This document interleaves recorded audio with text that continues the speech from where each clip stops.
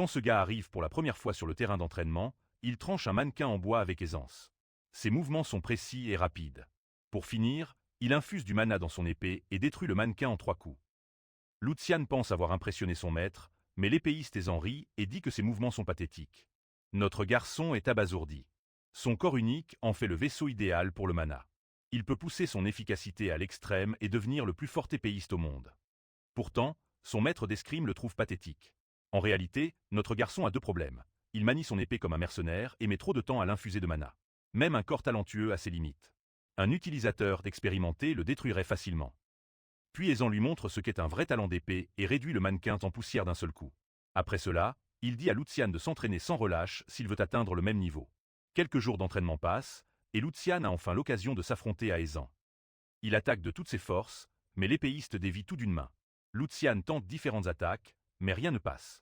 Aizan bloque tout avec aisance. Même un coup puissant échoue, et Lucian est projeté en arrière. C'est alors qu'Aizan avance pour frapper avec son épée chargée de mana. Si Lucian échoue à bloquer, il est perdu. Il charge donc son épée. Leurs lames s'entrechoquent dans une explosion de mana. Lucian réussit à contrer l'attaque et à repousser l'épée d'Aizan. L'épéiste est stupéfait. Il n'a jamais ressenti un mana aussi puissant. Les progrès de ce gamin en quelques jours sont... À la fin de leur entraînement, le terrain est dévasté, laissant les serviteurs perplexes. Lucian, assis, regarde ses mains tremblantes et son épée en bois brisé, regrettant une seule chose.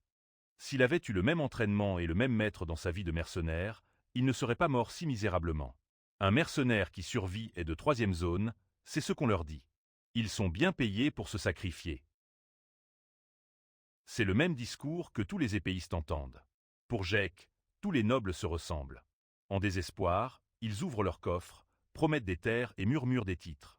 Quand ça va mal, ils changent de ton, excuses, reproches et fausses droitures. Jek a entendu beaucoup de choses inacceptables de la part de jeunes nobles, mais rien ne se compare à ce qu'on lui demande maintenant. L'ordre final du commandant noble est un suicide, tout simplement. En tant que capitaine des mercenaires Fan, Jek ne peut s'empêcher de rire. Un mercenaire de pacotille, comme lui, doit mourir avec l'honneur d'un chevalier, pour une soi-disant mission finale. L'armée est à terre, la ville brûle, le château s'effondre. Les lames rebelles sont à la gorge des Crawford, et il n'y a nulle part où fuir. Jek est prêt à couper ses pertes et à disparaître. Si même le meilleur commandant de l'Empire a abandonné, quel intérêt? C'est triste que le seul noble décent qu'il ait connu en soit réduit là. Le plan est simple. Lorsque les rebelles lanceront leur assaut final demain, Jek et ses hommes doivent se tenir aux côtés du commandant jusqu'à l'évasion des Crawford. S'il échoue, Jek pourra fuir après la mort du commandant. Le paiement est une gemme précieuse, assez pour financer les mercenaires Fan 3 ans. Jake refuse. Son sourire ne fait pas de lui un idiot. Cet ordre fait de ses hommes des boucliers humains, pour gagner quelques secondes pour leur maître. Tout le monde sait que les rebelles n'auront aucune pitié pour les mercenaires Fan. Le commandant dit le contraire, mais c'est un mensonge. Jek et ses hommes sont des ennemis jurés, et ils ont bien mérité cette haine. Ils se déguisent en cadavres, attendent parmi les morts, puis se relèvent pour trancher des gorges. L'honneur n'a jamais compté, seuls les résultats. Jek a tué d'innombrables commandants ainsi. C'est pourquoi les Crawford ont survécu si longtemps. Les rebelles veulent probablement plus la tête de Jek que celle des Crawford. Le commandant le sait. C'est pourquoi Jek et ses hommes sont un appât idéal. Quand Jek refuse, le commandant menace de le tuer pour contrôler les mercenaires. Face à la lame du meilleur chevalier de l'Empire, Jek se prépare à combattre. Voilà à quoi ressemble l'homme le plus honorable de l'Empire. Aucune excuse ne le justifie. Étrangement, cela convient à Jek. Tuer un salaud est plus facile qu'un homme honorable, sans goût amer. Sa meilleure option est d'offrir la tête du commandant aux rebelles et de fuir, mais il sait que ce n'est pas si simple. Cet homme a déjà des contre-mesures. Peut-être que les rebelles accepteraient 2 têtes de commandant pour libérer les mercenaires Fan. Jek est prêt à donner sa vie. Il a entraîné ses garçons dans la guerre par égoïsme. Ensemble, ils ont quitté la fange, poursuivant un rêve. Ils lui ont fait confiance et l'ont suivi en enfer. Il en porte la responsabilité, car il est leur capitaine. En entendant cela, le commandant se souvient de ce qu'est vraiment le leadership. La honte l'envahit. Dans une autre vie, il aurait servi Jek plutôt que les Crawford. Plus de temps. Jek attaque. Le commandant reste immobile. Il demande à Jek de ne jamais lui pardonner, puis le tranche. L'écart entre eux est immense. La tête de Jek tombe en un instant. On ne peut pas défier ce talent maudit. Il espère que ce sera suffisant. Ses hommes doivent fuir s'il ne revient pas. Vivre par l'épée, mourir par elle semble juste. Alors que ses pensées s'estompent, une question demeure. S'il avait eu les mêmes chances qu'un noble, jusqu'où aurait-il pu grimper? Puis, plus rien. Jek reprend conscience, attentif aux supplications frénétiques d'un garçon.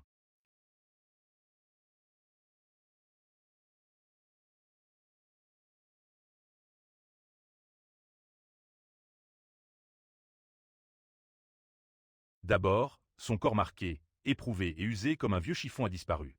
À la place, il y a la forme d'un jeune maître, si pristine et fraîche qu'elle sent l'herbe coupée. Deuxièmement, qui est ce petit morveux qui lui a giflé la joue en hurlant à plein poumon? Le garçon pensait qu'il était mort. Le cœur du garçon ne pouvait pas supporter ça. En tant que serviteur personnel, il aurait été exécuté et enterré près de son maître, ce qui serait une immense tragédie pour la famille. Jake ne comprenait pas ce que le gars racontait. Jeune maître, serviteur, famille, rien de tout ça ne le concernait. La dernière chose dont il se souvient, c'est de sa mort sanglante. Comment sa tête peut-elle encore être attachée? Son cerveau s'emballe, évaluant la situation et scrutant les lieux. Il réalise qu'il a pénétré dans le corps d'un inconnu, un joli garçon au visage séduisant. Il ne peut s'empêcher de s'admirer dans le miroir. Avec son apparence impeccable, il dégage une aura de noblesse. La décoration indique qu'il appartient à une famille riche. En quête de plus d'infos, il fouille dans des souvenirs et se rappelle le nom de son serviteur, Hans. Pour commencer, il demande à Hans quelle année c'est. Le garçon répond que c'est l'année impériale 845, 15 ans avant la mort de Jake. Il est revenu dans le passé et, pour ne pas éveiller les soupçons, il se promet de ne pas être surpris par chaque nouvelle info. D'abord, il doit faire ce qu'il faut. Ensuite, il demande à Hans s'il a un souhait de mort. Cela fait presque souiller le garçon. Comment un simple serviteur ose-t-il toucher le corps inconscient de son maître? Menacement, il lui demande qui il est. Avec une profonde révérence, Hans s'excuse pour sa grave impolitesse envers le jeune maître Lucian Waldeck, troisième fils de la grande maison Waldeck. Lucian reconnaît le nom. La famille Waldeck est un pilier qui a soutenu l'Empire tout au long de son histoire, un clan prestigieux historiquement positionné comme les plus proches aides de l'empereur. Il possède un pouvoir égal à celui de la famille impériale elle-même. Il y a 15 ans, le jeune Jake travaillait comme garde pour ce domaine même. Au lieu de retourner à son ancien emploi, il est réincarné en tant que troisième fils du grand-duc.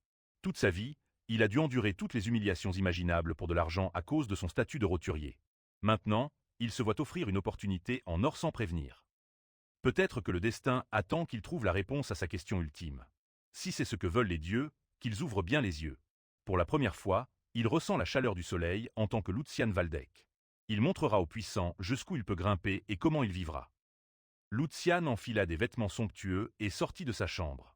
Il a visité de nombreux lieux en tant que mercenaire, mais aucun n'égale la splendeur du grand-duché Waldeck. Il devra vite s'habituer à tout ça. Il remarqua que depuis tout à l'heure, les serviteurs le regardaient bizarrement, chuchotant entre eux. On aurait dit qu'il était entouré d'ennemis. Selon Hans, c'était normal. Après tout, il a vécu en reclus jusqu'à présent, enfermé dans cette chambre depuis 1 an et 2 mois.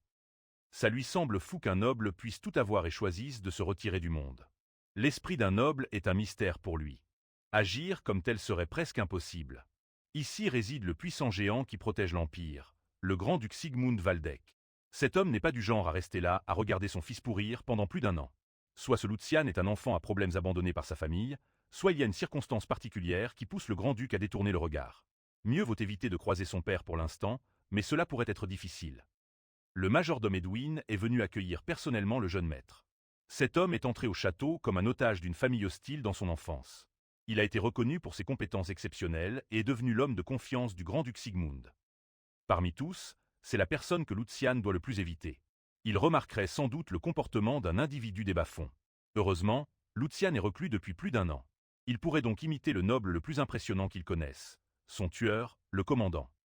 Avec un sourire chaleureux, Lucian remercia Edwin pour son inquiétude et mentionna sa récupération significative. De plus, il est sorti pour s'occuper des affaires familiales qu'il avait négligées en son absence. Le majordome fut momentanément stupéfait par son éloquence. Heureusement, l'acte noble de Lucian a porté ses fruits. Il tenta de quitter la situation rapidement, mais Edwin l'en empêcha. Actuellement, le grand-duc souhaite voir son fils. Lucian fut vite conduit au bureau de son père. Le grand-duc Sigmund est un homme très intense. En ce moment, il demande à Lucian pourquoi il est encore en vie. Lucian est naturellement stupéfait par cette question inattendue de son père. Le duc compte ignorer tous ses caprices de l'année passée et a utilisé la mort de sa mère pour négliger son devoir de noble, agissant comme un enfant gâté. Mais il a finalement franchi la ligne à ne pas franchir. Insatisfait de se cacher du regard du public, il a tenté de se faire du mal, traitant sa propre vie à la légère. En y repensant, les inquiétudes et les pleurs de Hans plutôt semblaient sincères. Il voulait insister sur le fait qu'il devait y avoir un malentendu, mais son père en avait assez des excuses. Pour la dernière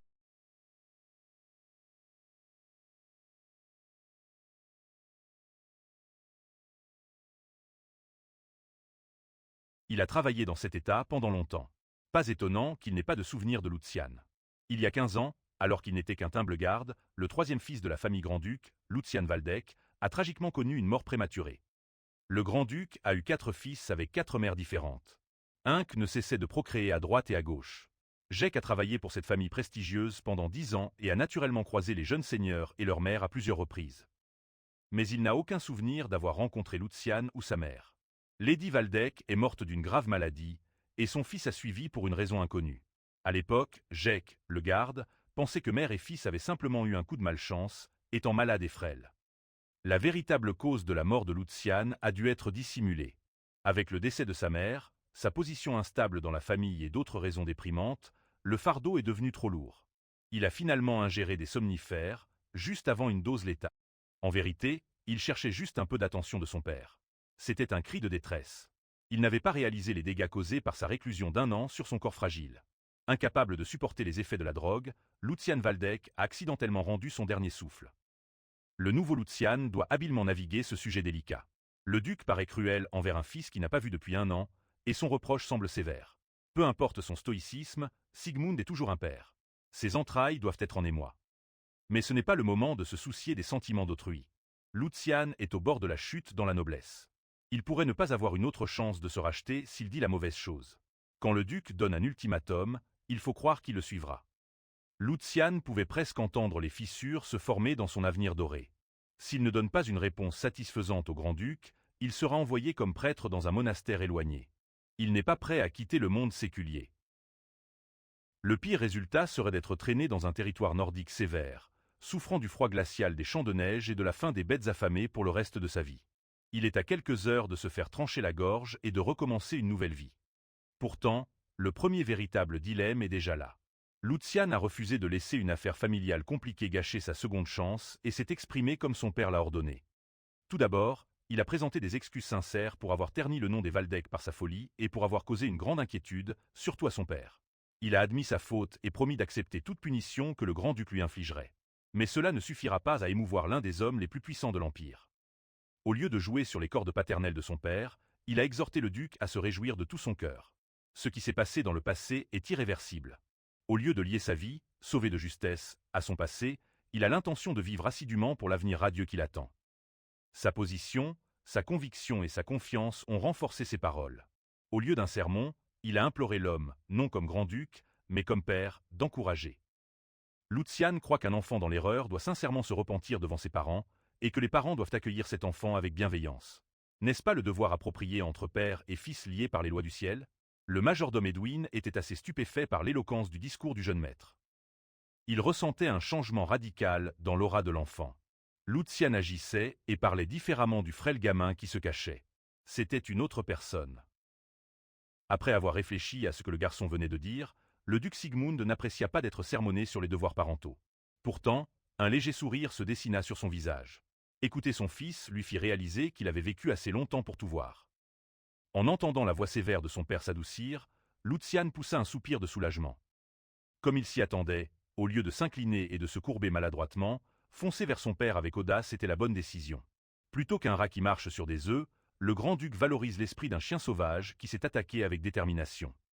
Ses 10 ans de service auprès de Sigmund Waldeck lui sont utiles. Le duc ne s'attendait pas à entendre son fils le plus abîmé être si audacieux après son retour d'entre les morts. Lucian ayant mentionné la diligence, Sigmund lui a demandé ses projets.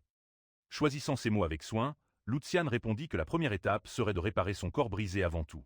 Ensuite, l'image du combattant le plus talentueux avec qui il a jamais combattu lui est venue à l'esprit. Une fois son corps rétabli, il compte apprendre l'escrime sérieusement. Il pense qu'en mangeant et dormant correctement, il retrouvera sa vitalité et que tout ira bien. La grimace du duc a disparu. Il était impressionné par la rhétorique habile de son fils, que les paroles de Lucius ne soient que du vent, le temps le dira. Pour l'aider, le duc Sigmund a permis au majordome Edwin de donner au jeune quelque chose d'utile, plutôt que des mots vides. Prêter main forte à un reclus réformé serait plus efficace. Edwin accepta et estima que cela ne prendrait pas longtemps. Lucian était le seul dans la pièce à ne pas comprendre de quoi discutaient les vieux. Il comprit vite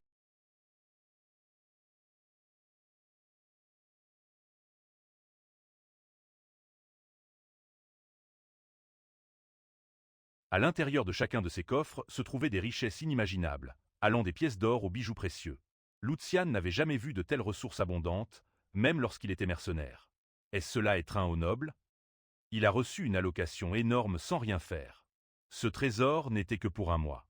Avec des pièces d'or dans ses poches, peut-être vaut-il la peine d'investir dans quelque chose de révolutionnaire pour son corps affaibli. Il s'imagine déjà à se pavaner et à se moquer de tout l'Empire. Tout ce qu'il doit faire, c'est créer un élixir spécial. Après avoir parlé avec son fils, le duc Sigmund ressentit l'envie de se promener dans son jardin. Edwin le suivait en silence. Selon le majordome, c'est l'endroit que la défunte duchesse, la mère de Lucian, chérissait avant sa mort. Le duc n'était pas venu ici depuis un moment. Il est clair pourquoi il a choisi aujourd'hui pour changer cela. Le changement soudain du jeune Lucian a dû rappeler à Sigmund des souvenirs du passé. Même si le garçon avait perdu les faveurs de son père, le duc a toujours un faible pour lui. Il est l'enfant de la duchesse que le duc chérissait le plus. En arrivant au milieu du beau jardin, Sigmund commenta à quel point son fils était devenu pathétique. Le garçon était toujours occupé à rouler des yeux, comme s'il avait peur de tout. Il se plaignait comme un chien battu si Sigmund élevait la voix. L'attitude de Lucian était si différente de celle de la défunte duchesse que Sigmund avait presque perdu espoir. Il pensait que leur seule ressemblance était l'apparence, mais aujourd'hui, il a changé d'avis sur le garçon. Après cette rencontre, il a eu l'idée qu'il avait peut-être eu tort. Edwin a dû voir le changement radical aussi. Au lieu de se dérober, l'enfant a regardé son père dans les yeux et a exprimé son opinion avec courage. Il n'a pas fléchi sous la pression. Il savait dès le départ que Lucian avait un cœur tendre. Peut-être qu'il a juste fleuri un peu plus tard que ses frères. Après tout, il a le sang du grand-duc. Pourtant, Sigmund reste prudent et ne veut pas trop espérer. À ce sujet, Edwin a soulevé un problème. Ils ont repris les fonds de soutien pour Lucian, mais cette information a déjà fuité. Edwin a découvert que le deuxième jeune maître, Jordi Waldeck, était impliqué. De plus, Jordi avait déjà agi. Il a renvoyé la femme de chambre de Lucian et a placé son propre associé à ce poste, montrant son intention de garder son petit frère sous contrôle. Sigmund comprend que son deuxième fils nourrit des ressentiments envers le petit à cause de questions maternelles, mais sa persistance est inquiétante. Edwin a proposé d'intervenir, mais le grand-duc l'en a empêché, même si cela pourrait être trop dur pour quelqu'un qui commence à faire ses premiers pas. Les actions malveillantes de Jordi ne sont que des petites manigances qui n'auraient pas fonctionné si Lucian avait mieux géré son entourage plus tôt. Ils peuvent considérer cela comme un prix que le troisième doit payer pour ne pas avoir ouvert les yeux plus vite. Si Lucian échoue, c'est de sa faute. Le sang de la famille Waldeck est la clé, mais ouvrir la porte doit se faire par ses propres moyens. C'est la voie du lion. Quelques jours plus tard, Lucian s'est de nouveau enfermé dans sa chambre, Hans à la porte, ce qui a suscité des rumeurs inquiétantes parmi le personnel. Cela fait 3 jours que les fonds de soutien ont recommencé à couler. Lorsque les coffres sont arrivés, Hans n'en croyait pas ses yeux. Le jeune maître attribuait ce flux d'or à la bonne tournure de son entretien avec le grand-duc. Vu la relation tendue entre père et fils, Hans savait que ce n'était pas facile pour le jeune maître. Le serviteur était fier de le voir avancer au lieu de s'enliser dans la tristesse. À l'insu de Hans, l'esprit de Lucian débordait de possibilités que cette richesse pouvait débloquer. Avec autant de ressources, il pourrait avoir juste assez pour transformer complètement son corps affaibli. La forme physique idéale est à portée de main s'il réussit à synthétiser cet élixir. Il lui a fallu à peine 3 jours pour épuiser le fonds de soutien, transformant sa chambre en un repère de drogue sordide. Il a travaillé sans relâche pour perfectionner sa méthode. Hans doit être plein de curiosité, mais le voir garder la porte sans poser de questions illustre sa loyauté. Sur la table de Lucian, des outils de brassage que n'aurait jamais touché un fils de grand-duc. Autour de lui, des caisses d'herbes très chères ne poussant que sous la lumière de la lune, dont l'usage courant n'est pas encore découvert. Lucian a dépensé toute son allocation mensuelle pour acheter autant que possible. À tous, il semble fou, mais dans 1 an, cette décision rapportera gros. Le prix de l'herbe lunaire explosera, multiplié par plus de 20. Il achète des bitcoins en forme de fleurs en 2010. En extrayant la valeur de cette herbe miracle, il respecte désormais l'audace de la guilde des alchimistes. Lorsqu'ils ont commencé à expérimenter avec les herbes lunaires, le succès devait être incertain, mais ils ont quand même pris le risque de rassembler toutes les herbes lunaires de l'Empire. Ils ont parié leur avenir sur la guilde. Grâce à cette audace, les alchimistes ont créé un élixir sans précédent qui a secoué l'Empire. Les gens appelaient ce médicament miracle le breuvage des dieux. À cause de l'arrogance d'associer un simple médicament à un dieu, la guilde des alchimistes a risqué des accusations de blasphème de la part de l'Église, mais une fois l'efficacité du nectar connue, tout le monde était trop occupé à essayer de s'en procurer pour se soucier des accusations. Après 3 jours de travail acharné avec son équipement d'alchimie, Lucian a enfin concocté un lot réussi. Le nectar a remis en question une proposition qui n'avait jamais été démentie depuis plus de 1000 ans. Pendant longtemps, cette limite était vue comme une loi absolue. La nature était censée être prédéterminée et la constitution d'une personne immuable. Le bon sens a été brisé grâce au nectar. En buvant un flacon, il peut transformer ce sans talent en guerrier. Mais celui qui l'a préparé à la hâte est moins efficace que l'original. Il n'est pas un vrai alchimiste. Il ne sait faire que le type de production de masse, mais cette bouteille devrait suffire à réparer son corps gravement endommagé. Il a eu de la chance d'avoir été renvoyé dans le temps pour que cela soit possible. Plus tard, lorsque l'ère chaotique a éclaté dans l'Empire, la première chose à brûler a été la guilde des alchimistes. Les autorités ont considéré la recette du nectar comme une menace à l'équilibre du pouvoir. Ceux qui étaient sur leur trône ont œuvré pour effacer son existence. Pourtant, certains ont réussi à rassembler des indices pour créer quelque chose de similaire, dont Jek, le mercenaire. La plupart de ceux qui ont expérimenté l'herbe lunaire sont morts de ses effets secondaires, mais lui a réussi. Sans hésiter, Lucian a ouvert le flacon de nectar fraîchement préparé et a ingurgité son contenu, devenant ainsi le premier humain à transformer le pouvoir de la nature en son propre pouvoir. Selon le déroulement de la circulation, il pourrait exploiter l'afflux de mana dans son corps pour évoluer. La qualité et la puissance varient d'une personne à l'autre. En utilisant le pouvoir miraculeux du nectar, il élargit de force les chemins bloqués dans son corps. Lucian pensait que les effets de la drogue cesseraient, mais il avait tort. En général, on devrait ressentir une douleur atroce à cause de ce processus intense, mais il se sentait parfaitement bien. Au contraire, une abondance de mana se répandait librement dans tout son corps, semblant trouver et s'installer à sa place. Même le corps d'un nouveau-né contient généralement des impuretés qui bloquent la circulation à un moment donné. Est-il possible que Lucian Waldeck appartienne par nature au royaume des génies doués? Alors que le soleil commençait à se coucher, le va-et-vient nerveux de Hans pouvait être entendu devant la chambre de Lucian. Enfin, la porte verrouillée depuis quelques jours s'est ouverte. Le jeune maître est sorti de son isolement et a demandé à Hans s'il s'était passé quelque chose. Comme d'habitude, le serviteur inquiet s'est précipité vers lui. Hans a essayé d'appeler le jeune maître à plusieurs reprises, mais il n'a jamais reçu de réponse. Tout ce qu'il pouvait faire, c'était garder la porte jour et nuit. Il avait peur qu'il se soit passé quelque chose ou que Lucian soit redevenu un reclus, mais c'était loin de la vérité. Fr. Les yeux du jeune maître sont plus perçants que jamais. Hans, qui le connaît le mieux, sent qu'il y a eu un changement. Lucian semble être une autre personne. À l'extérieur, rien de bien différent, mais sous ses vêtements élégants, il reste un gamin chétif, tout en os. Fr. Une bonne nutrition et du temps sont encore nécessaires.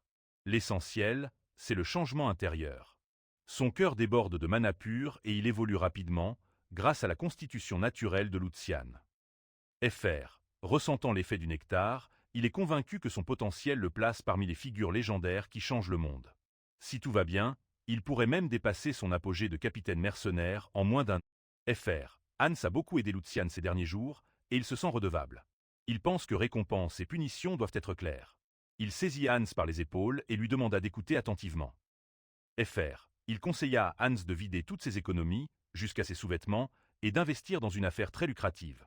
S'il le fait, Lucian promet de lui donner l'argent le plus facile qu'il puisse gagner. Fr. Se sentant comme un saint généreux, Lucian promit d'inclure Hans dans l'ascension de l'investissement. Il était sérieux. À son époque, aucun noble ne se souciait d'un serviteur comme ça. Fr. Une semaine après avoir pris le médicament miracle, Lucian avait envie de se promener dans la forêt paisible. Il sifflotait et fredonnait, tandis que Hans le regardait comme s'il était devenu fou. Lucian savourait simplement ce mode de vie céleste. Fr. Il n'aurait jamais cru que la vie pouvait être si confortable. Au domaine du duc, de savoureux repas arrivaient quand il voulait festoyer comme un roi. Sa chambre était toujours propre sans qu'il ait à lever le petit doigt, et les servantes faisaient son lit sans qu'il demande. Fr. Quand il était mercenaire, avoir faim faisait partie de sa routine. Grâce à la noblesse, il pouvait se concentrer sur sa récupération et a aussi résolu un problème qui le tracassait depuis une semaine. Fr. Il a fait des recherches sur l'existence de Jek, censé être un garde de la maison Waldeck dans cette timeline. En vérifiant avec le capitaine actuel des gardes, il a découvert qu'aucun homme ressemblant à Jek n'avait jamais postulé. Fr. L'endroit où il travaillait depuis une décennie est désormais occupé par un autre homme qu'il n'a jamais vu. Pour l'instant, c'est mieux ainsi.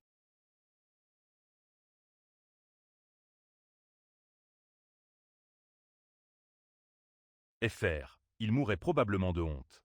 Arrivés près de leur destination dans la forêt tranquille, Hans exprima ses doutes. Le Lucian du passé détestait le terrain d'entraînement. Lui, maintenant, s'en fiche complètement. Fr. Hans rappela à son maître que depuis que Lucian avait été grondé par le deuxième jeune maître, il avait juré de ne plus jamais revenir dans ce lieu pourri. La réaction de Hans en dit long. Fr. Pour un enfant noble de la maison du grand-duc, s'entraîner à l'épée est un impératif. Son frère aîné, Jordi, a dû utiliser le terrain d'entraînement pour le rabaisser sous prétexte d'entraînement à l'épée. Fr. Il a semé une peur pure dans l'esprit du jeune Lucian, s'assurant qu'il ne remettrait jamais les pieds sur le terrain d'entraînement. On peut facilement deviner pourquoi Jordi a agi ainsi, mais il n'y a pas lieu de s'en soucier maintenant. Tout ce qui s'est passé appartient au passé. Fr. Il est temps de surmonter cette peur. Hans doit juste avoir foi et suivre son maître. Dans le terrain d'entraînement, les chevaliers de Waldeck étaient en émoi d'apprendre que le troisième jeune maître était venu de son plein gré. Fr. Un chevalier moustachu était agacé que le gamin de la famille Waldeck ose entrer sur le terrain d'entraînement. Il y voit l'occasion de lui rappeler ce qui s'est passé la dernière fois. D'abord, il envoya quelqu'un informer l'homme en charge de l'arrivée du troisième fils. Fr. Monsieur Moustache veillera à bien préparer le repas avant l'arrivée du patron. En entrant, Lucian découvrit un lieu au-delà de ses rêves, avec de nombreuses armes rangées sur des supports. Pas besoin de craindre de les casser en s'entraînant. Fr. L'espace et la scène étaient vastes, idéaux pour un entraînement sérieux. C'est fou de penser que tout cela n'appartient qu'à une seule personne. S'il avait pu s'entraîner ici, certains de ses camarades auraient peut-être survécu plus longtemps. Fr. Sa rêverie fut interrompue par la voix grinçante du chevalier à moustache, surpris de voir le troisième jeune maître entrer. Monsieur Moustache ne manqua pas de rappeler à Lucian ce qui s'était passé la dernière fois que le jeune maître Jordi l'a humilié devant tous. Fr. Il compara l'incident à un agneau poursuivi par un loup. Le chevalier à moustache se moqua de Lucian pour avoir amené un serviteur dans un lieu sacré. Il s'appelle Andrik et même son introduction moquait Lucian à peine. Fr. Il y a un an, Andrik avait guidé la leçon d'escrime de Lucian avec le deuxième jeune maître. Lucian, lui, n'avait pas trouvé cela agréable. Fr. Hormis son grand frère, ce Andrik avait contribué à instiller une peur profonde de l'escrime dans le troisième jeune maître. Le Lucian actuel est complètement différent de celui d'autrefois. Avec ce moustachu qui se pavane devant lui, les choses deviennent très intéressantes. Fr. Traditionnellement, les chevaliers incarnent l'honneur et la loyauté. Ils naissent dans des familles nobles et sont formés aux arts martiaux et à l'étiquette dès l'enfance. Fr. Une fois qu'ils ont gagné assez de mérite sur les champs de bataille et les missions, ils peuvent recevoir la chevalerie de leur seigneur, élevant leur statut de véritable chevalier. Pour Lucian, les chevaliers ne sont que des chiens de chasse coûteux avec les colliers de leur maître. Fr. Il doit faire preuve de courtoisie et flatter les seigneurs et nobles qui peuvent leur donner richesse et honneur. Cet arrogant Andrik ne sait même pas le faire. Fr. La mauvaise position de Lucian dans la famille explique son mauvais traitement, mais il a le culot d'être un imbécile grâce à l'homme qui le soutient. Fr. Honnêtement, Lucian aimerait donner à cet idiot un entraînement intensif et déconstruire son état d'esprit. Il s'amuserait à jouer avec lui, mais il doit penser à la réaction de son père s'il allait trop loin. Fr. Qu'on le veuille ou non, les chevaliers sont la force principale d'une maison noble et des atouts précieux. Une punition inappropriée créerait des tensions inutiles entre seigneur et vassal. Lucian ne peut pas encore se lâcher. Ce n'est pas le moment. D'une voix claire, il prit la parole. Fr. Il ne peut pas continuer à fuir le terrain d'entraînement à cause d'un incident passé.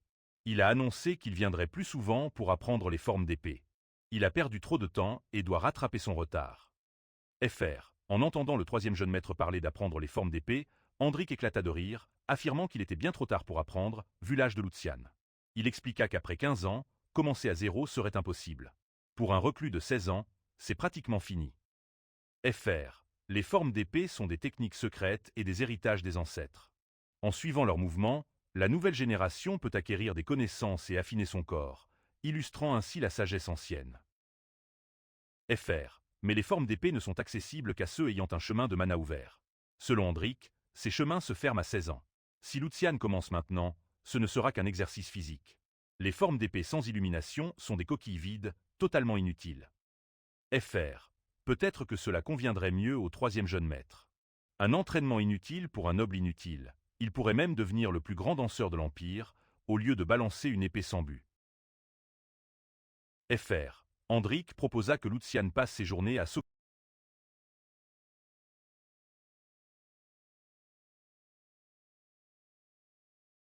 Le chevalier à la moustache était fier d'avoir rabattu un noble, le rendant muet. En vérité, l'affirmation selon laquelle le chemin de Mana se ferme à 16 ans est un mensonge flagrant. Cela pourrait facilement être démasqué avec un peu de vérification, mais cela n'importe pas à Andrik. S'il est un jour démasqué, il feindra l'ignorance. Son vrai but est déjà atteint, écraser les espoirs d'un gamin qui ne peut même pas répliquer. Chaque nuit sur le terrain d'entraînement, Lucian se sentait comme un ver pitoyable, terrifié et figé, même moqué par un simple valet. En réponse, le troisième jeune maître a joué le jeu et a répondu d'une voix tremblante. Il a prétendu que l'affirmation d'Andrik différait un peu des textes. D'après lui, le chemin de Mana se ferme à 25 ans, pas à 16. Il ne devrait pas y avoir de soucis s'il commence maintenant. Andrik a affirmé avec arrogance qu'il avait raison. Lucian a répliqué en impliquant son grand frère, Jordi, en demandant si le patron d'Andrik était d'accord. L'idiot Andrik a assuré que son patron le soutiendrait, sans réaliser qu'il était tombé dans un piège. Lucian a déploré que la maison Waldeck soit en ruine, incluant même des ignorants dans sa performance. Le troisième jeune maître a râlé que ce fou devant lui ne comprenait même pas la chose la plus basique que même un mouton errant dans la rue saurait. Combien de talents prometteurs ont vu leur chance volée par l'ignorance? Si les chevaliers de sa maison ne retiennent même pas une vérité fondamentale, la prochaine génération est perdue. Grâce à la langue d'Andrik, Lucian peut rejeter la faute sur le crâne vide de son frère. Si Jordi gère son terrain d'entraînement avec tant d'ignorance, c'est une honte pour la maison et une crise. Un vassal comme Andrik n'oserait jamais tromper le fils du seigneur. Après le discours passionné de Lucian M. Moustache a trébuché, accusé de tromper le fils du grand-duc, ce qui est grave. Un chevalier de la famille Waldeck ne ferait pas une chose si mesquine, n'est-ce pas? Craignant de mal dire, Andrik a maintenu sa déclaration. Lucian va prendre cela au sérieux. Ce niveau de négligence ne peut être ignoré. Il est temps de montrer à ce grand chevalier ce qui se passe quand il parle mal. Sir Andrik ne semble pas réaliser à quel point cela est sérieux. S'il voulait simplement humilier Lucian, le jeune maître bienveillant l'aurait laissé passer avec grâce. Il est prêt à admettre que Andrik et les autres le regardent avec hostilité à cause de ses propres fautes, ayant oublié ses devoirs nobles et perdu son temps. Il ne reprocherait jamais à son peuple de le tenir responsable.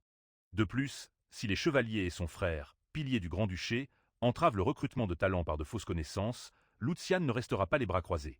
L'ignorance pourrait fissurer la puissance militaire des nobles chevaliers de Waldeck. En réalité, cela pourrait mettre leur peuple en danger. En quelques mots, Lucian a retourné la situation, transformant le mépris en un discours honorable. En tant que Waldeck, il est juste qu'il soit outré par ses malversations. Il a bien formulé son argument et a fait comprendre à l'idiot Andrik la gravité de ses paroles. Il devrait préparer sa moustache pour le retour de ce face-à-face. Lucian a menacé de rapporter l'incident à son père et de demander une répression contre les vassaux de Jordi. Andrik n'en revenait pas. Le gamin qui tremblait à chaque moquerie se défend maintenant. Lucian, si fragile l'année dernière, est devenu un loup affamé, un prédateur prêt à écraser le pauvre Andrik sans hésitation. Voyant le tumulte, le propriétaire du terrain d'entraînement a dû intervenir. Jordi Waldeck, le deuxième fils du Grand-Duché, est enfin sorti. Andrik était sur le point de perdre son calme, tandis que Lucian était content que son grand frère soit arrivé. Jordi regardait Lucian avec dégoût. Dans la panique, Andrik s'est précipité vers son maître pour expliquer ce qui se passait. Il a bredouillé, peinant à trouver une explication qui le disculperait. Lassé de son bégaiement nerveux, Jordi lui a ordonné de se taire. Pas besoin d'expliquer. Jordi observait tout cela de loin. Il a vu et entendu le comportement honteux d'Andrik de ses propres yeux. Le chevalier devrait avoir honte d'être influencé par un enfant à peine de son âge. Jordi était complètement déçu. Serrant l'épaule du chevalier, Jordi lui ordonna de corriger son expression laide, sinon il mettrait son maître dans une position encore plus difficile. Hans se cachait derrière Lucian pendant que Jordi s'approchait. Le serviteur tremblait, tandis que le troisième jeune maître fixait son grand frère dans les yeux. Voyant Jordi après si longtemps, Lucian s'est moqué de son visage. Jordi Waldeck est vu comme un noble parmi les nobles, célèbre pour sa personnalité détestable, même dans la première vie de Lucian. Comme son influence était bien plus faible que celle de l'aîné du grand-duc, Jordi a recruté des étrangers. La plupart connaîtraient des fins horribles. Une fois un outil jugé inutile, il les accuse de crime ou les abandonne. Pour l'instant, Lucian a offert à son grand frère un sourire poli et une salutation. Cela faisait longtemps qu'il n'avait pas parlé, alors il a dit quelques banalités.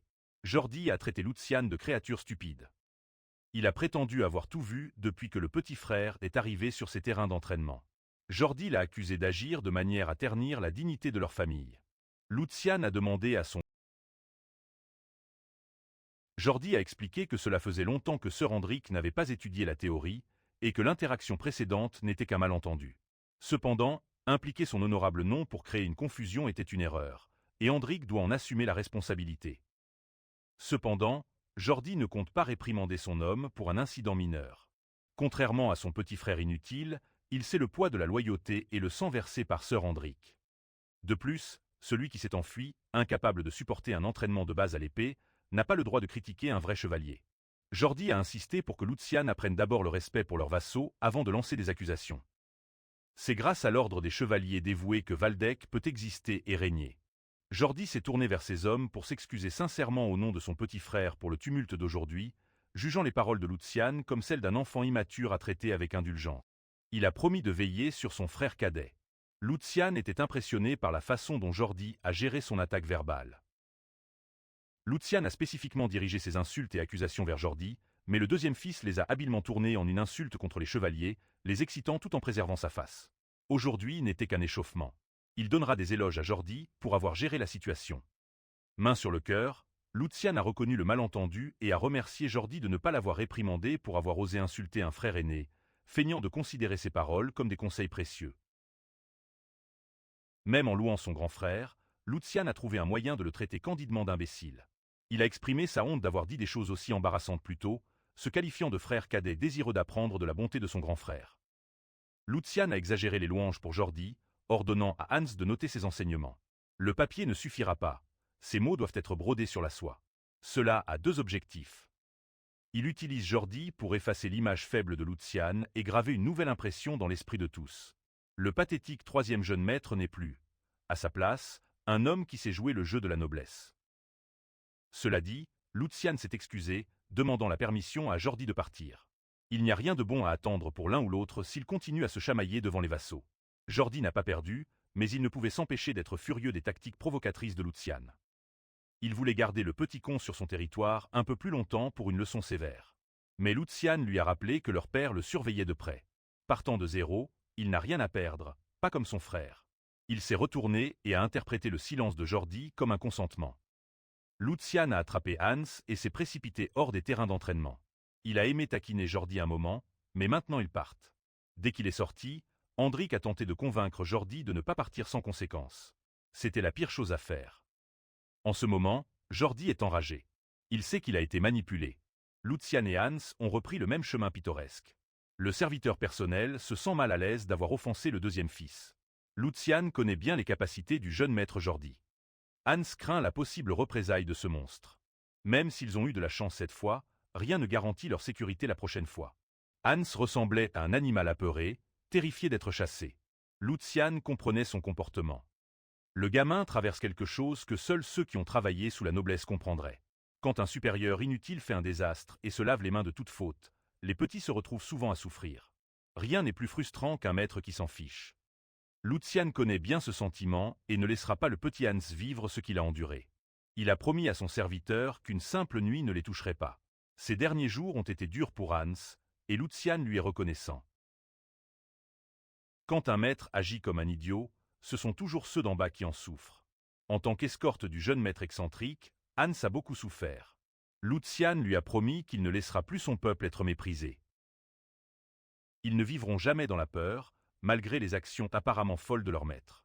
Hans a pris à cœur la promesse du deuxième jeune maître et a saisi sa main. De retour à Valdec, Lucian est avec son fidèle attendant. Après l'incident du hall d'entraînement, Lucian a trouvé étrange que tout soit devenu silencieux. Il sait que Jordi ne reste pas là à encaisser sans riposter. Aujourd'hui, il a découvert le petit tour que son frère préparait. Il a reçu un papier qui l'a mis en colère comme jamais.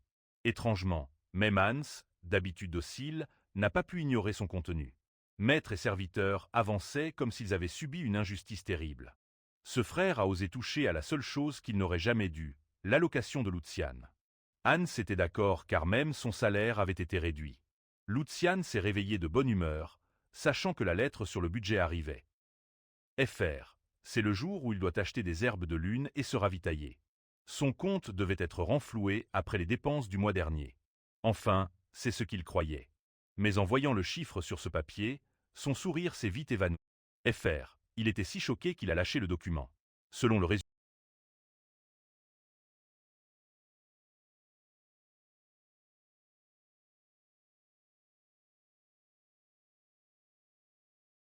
FR. C'était impardonnable.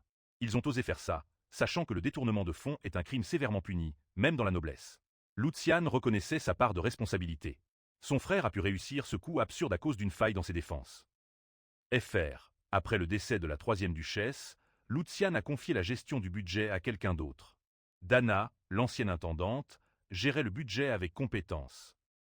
FR. Récemment, Dana a été remplacée par cette jeune intendante qui gère la maison de Lucian. Aujourd'hui, il a rencontré Jenny, la nouvelle intendante, en face à face pour la première fois. Elle lui a souri et s'est présentée poliment comme son patron. FR. Elle voulait saluer le maître de maison lors de sa nomination, mais Lucian ne semblait pas vouloir sortir de sa retraite. Heureusement, sa longue période à rester au lit est enfin terminée.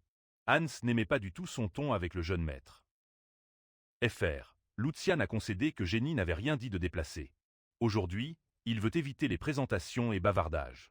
Il est venu dans les quartiers des servantes pour discuter de questions urgentes et poser des questions directes à Jenny. FR. Il lui a demandé si c'était elle qui avait rédigé le budget absurde du mois. Elle a étouffé un rire et a fièrement admis qu'elle l'avait fait, précisant que Lucian avait cédé toute autorité à l'ancienne intendante. FR. En prenant les responsabilités de Dana, elle a simplement exécuté ses tâches. Jenny a dit qu'elle était perplexe face aux questions du jeune maître après avoir tant travaillé. FR. Après tout, organiser le plan budgétaire était une tâche que le maître de maison devait faire lui-même. Lucian savait que Jenny s'en servirait comme excuse. Sa négligence en était encore en partie responsable. Il devait admettre que c'était inévitable, mais quelque chose ne collait toujours pas. FR. Selon le plan budgétaire, la majorité des fonds réémis par son père étaient destinés à augmenter les salaires des serviteurs, car son personnel avait souffert de négligence. Il était prêt à accepter cette perte d'argent comme compensation. Mais alors, pourquoi le salaire de Hans a-t-il été réduit? FR. Même un enfant verrait que c'était une attaque financière évidente orchestrée par la jeune intendante. Jenny a feint l'innocence, prétendant qu'il y avait une erreur, utilisant la gestion du foyer comme excuse. FR. Elle a demandé aux servantes sous ses ordres de témoigner de sa surcharge de travail. En voyant leur gêne, il était évident que Jenny avait déjà pris le contrôle de la maison. Avec des sourires forcés, les servantes se sont empressées de défendre sa décision tout en louant Mademoiselle Jenny. FR. Elles ont promis d'aider l'intendante à mieux gérer pour éviter de telles négligences. Lucian a soupiré et s'est retiré avec Hans, qui s'attendait à une réaction de son maître, mais il n'y en a pas eu. FR. Actuellement, le corps de la maison est au nom de Lucian, mais les bras et jambes de son annexe écoutent un autre maître. Avant de quitter les quartiers des servantes, Lucian a posé une dernière question à Jenny, espérant une réponse prudente sur son maître. FR. Pour répondre, Jenny a insisté pour consulter d'abord son seigneur Jordi. Lucian pense que les tissus gangrenés doivent être coupés pour que le corps vive. Son cœur pourrit de l'intérieur. FR. Le remède à cette pourriture pourrait se trouver dans une taverne des rues sombres du territoire de Waldeck. Vêtu d'une cape sombre, le troisième jeune maître a entraîné Hans dans cet endroit douteux sous prétexte d'aller pêcher. FR. Au lieu des eaux ouvertes, ils sont entrés dans un repère de combat souterrain rempli de joueurs. Au centre de la taverne, un ring où les combattants s'affrontent pour les clients. Pour Lucian, c'est l'endroit idéal pour pêcher. Qui sait? Peut-être qu'ils attraperont un gros poisson aujourd'hui. FR. En passant devant l'événement principal, il s'est dirigé vers le bar vide. Le barman l'a vu de loin et l'a averti que cet endroit n'est pas pour les enfants. Lucian a répliqué qu'un repère de jeu ne devrait pas être exigeant. Et si ce client avait beaucoup d'argent à parier? FR. Dès qu'il est apparu, l'attitude du barman a changé. Lucian n'a pas fait battre l'intendante devant le personnel, car Jenny n'est pas une simple employée. Elle a de sérieux appuis. FR. Elle est la fille de la nourrice qui a élevé Jordi depuis bébé. Il la voit comme une sœur. Toucher cette femme imprudemment ne ferait qu'aggraver le problème. De plus, la hiérarchie dans l'annexe de Lucian était un vrai désordre, pire qu'il ne pensait. FR. Sa situation actuelle dépasse le bon sens et nécessite une solution adéquate. De plus, son père, le duc, est à l'affût. Impossible qu'il ignore l'ingérence budgétaire. En somme, rétablir l'ordre chez lui est un autre test qu'il doit réussir. FR. Il devra montrer au grand-duc et à son personnel ce qu'il a sous la manche. Pour commencer, il a pris le reste de son allocation réduite et s'est rendu dans ce repère de jeux miteux. Sa pile de jetons a lentement augmenté en jouant chaque main parfaitement. FR. Les sons du mélangeur du croupier résonnaient dans la salle. L'argent retournait dans les poches de Lucian. Cela faisait quelques heures qu'il était assis, concentré, et sa banquerolle grossissait. Il gagnait tant d'affilée que sa table avait un public. FR. Il venait de dépouiller un vétéran.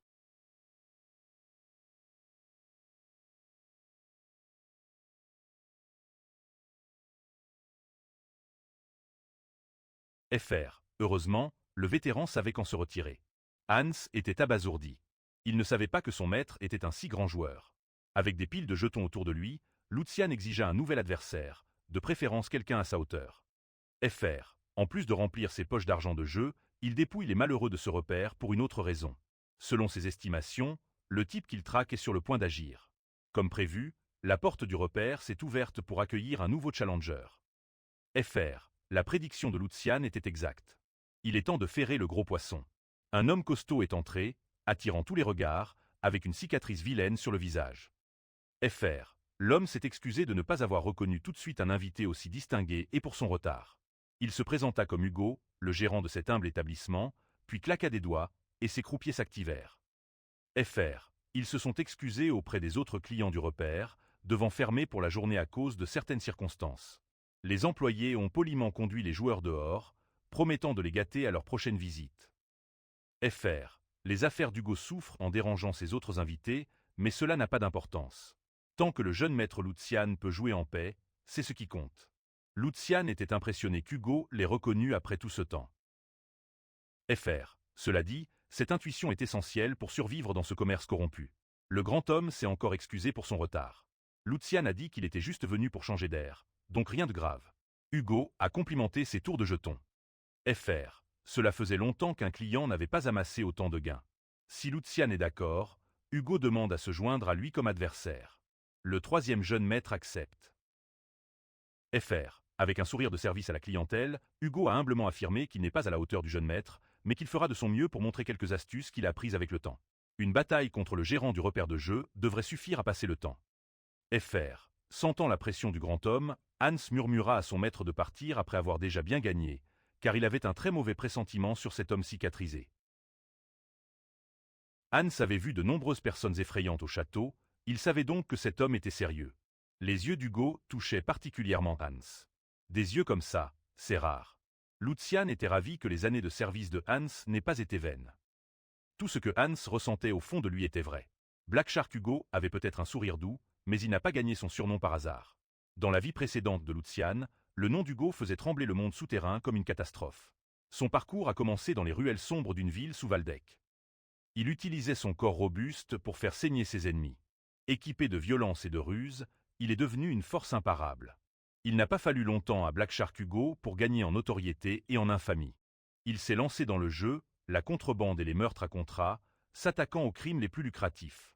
Grâce à ses méthodes impitoyables, il a étendu son réseau et est devenu le roi de la nuit, régnant sur 5 territoires. Plus tard, il utiliserait l'effondrement imminent de l'Empire comme tremplin vers quelque chose de plus public. Grâce à des manœuvres politiques habiles, il a revendiqué le titre de baron. Il a été l'un des premiers à s'adapter à une époque de chaos, évoluant en l'un des redoutables seigneurs de guerre de l'Empire. Mais pour l'instant, Black Shark Hugo n'est qu'un novice dans le monde souterrain, mais il reste sacrément dangereux. Aujourd'hui, il est temps de tendre l'appât et d'attraper un requin sauvage dans des eaux sanglantes. Avec un jeu de cartes et une montagne de jetons sur la table, Lucian proposa un simple jeu. Hugo accepta, ajoutant qu'il ne fallait pas de limite de mise, ne voulant pas ennuyer le jeune maître Waldeck avec de petites mises. Lucian acquiesça avec plaisir. Il est juste content de trouver quelqu'un qui parle bien sa langue. Dans son fort intérieur, Hugo voit Lucian comme un gamin typique qui agit dur uniquement à cause de son nom de famille. Un petit qui ne réalise même pas que ses mots joyeux serviront de nœud autour de son cou.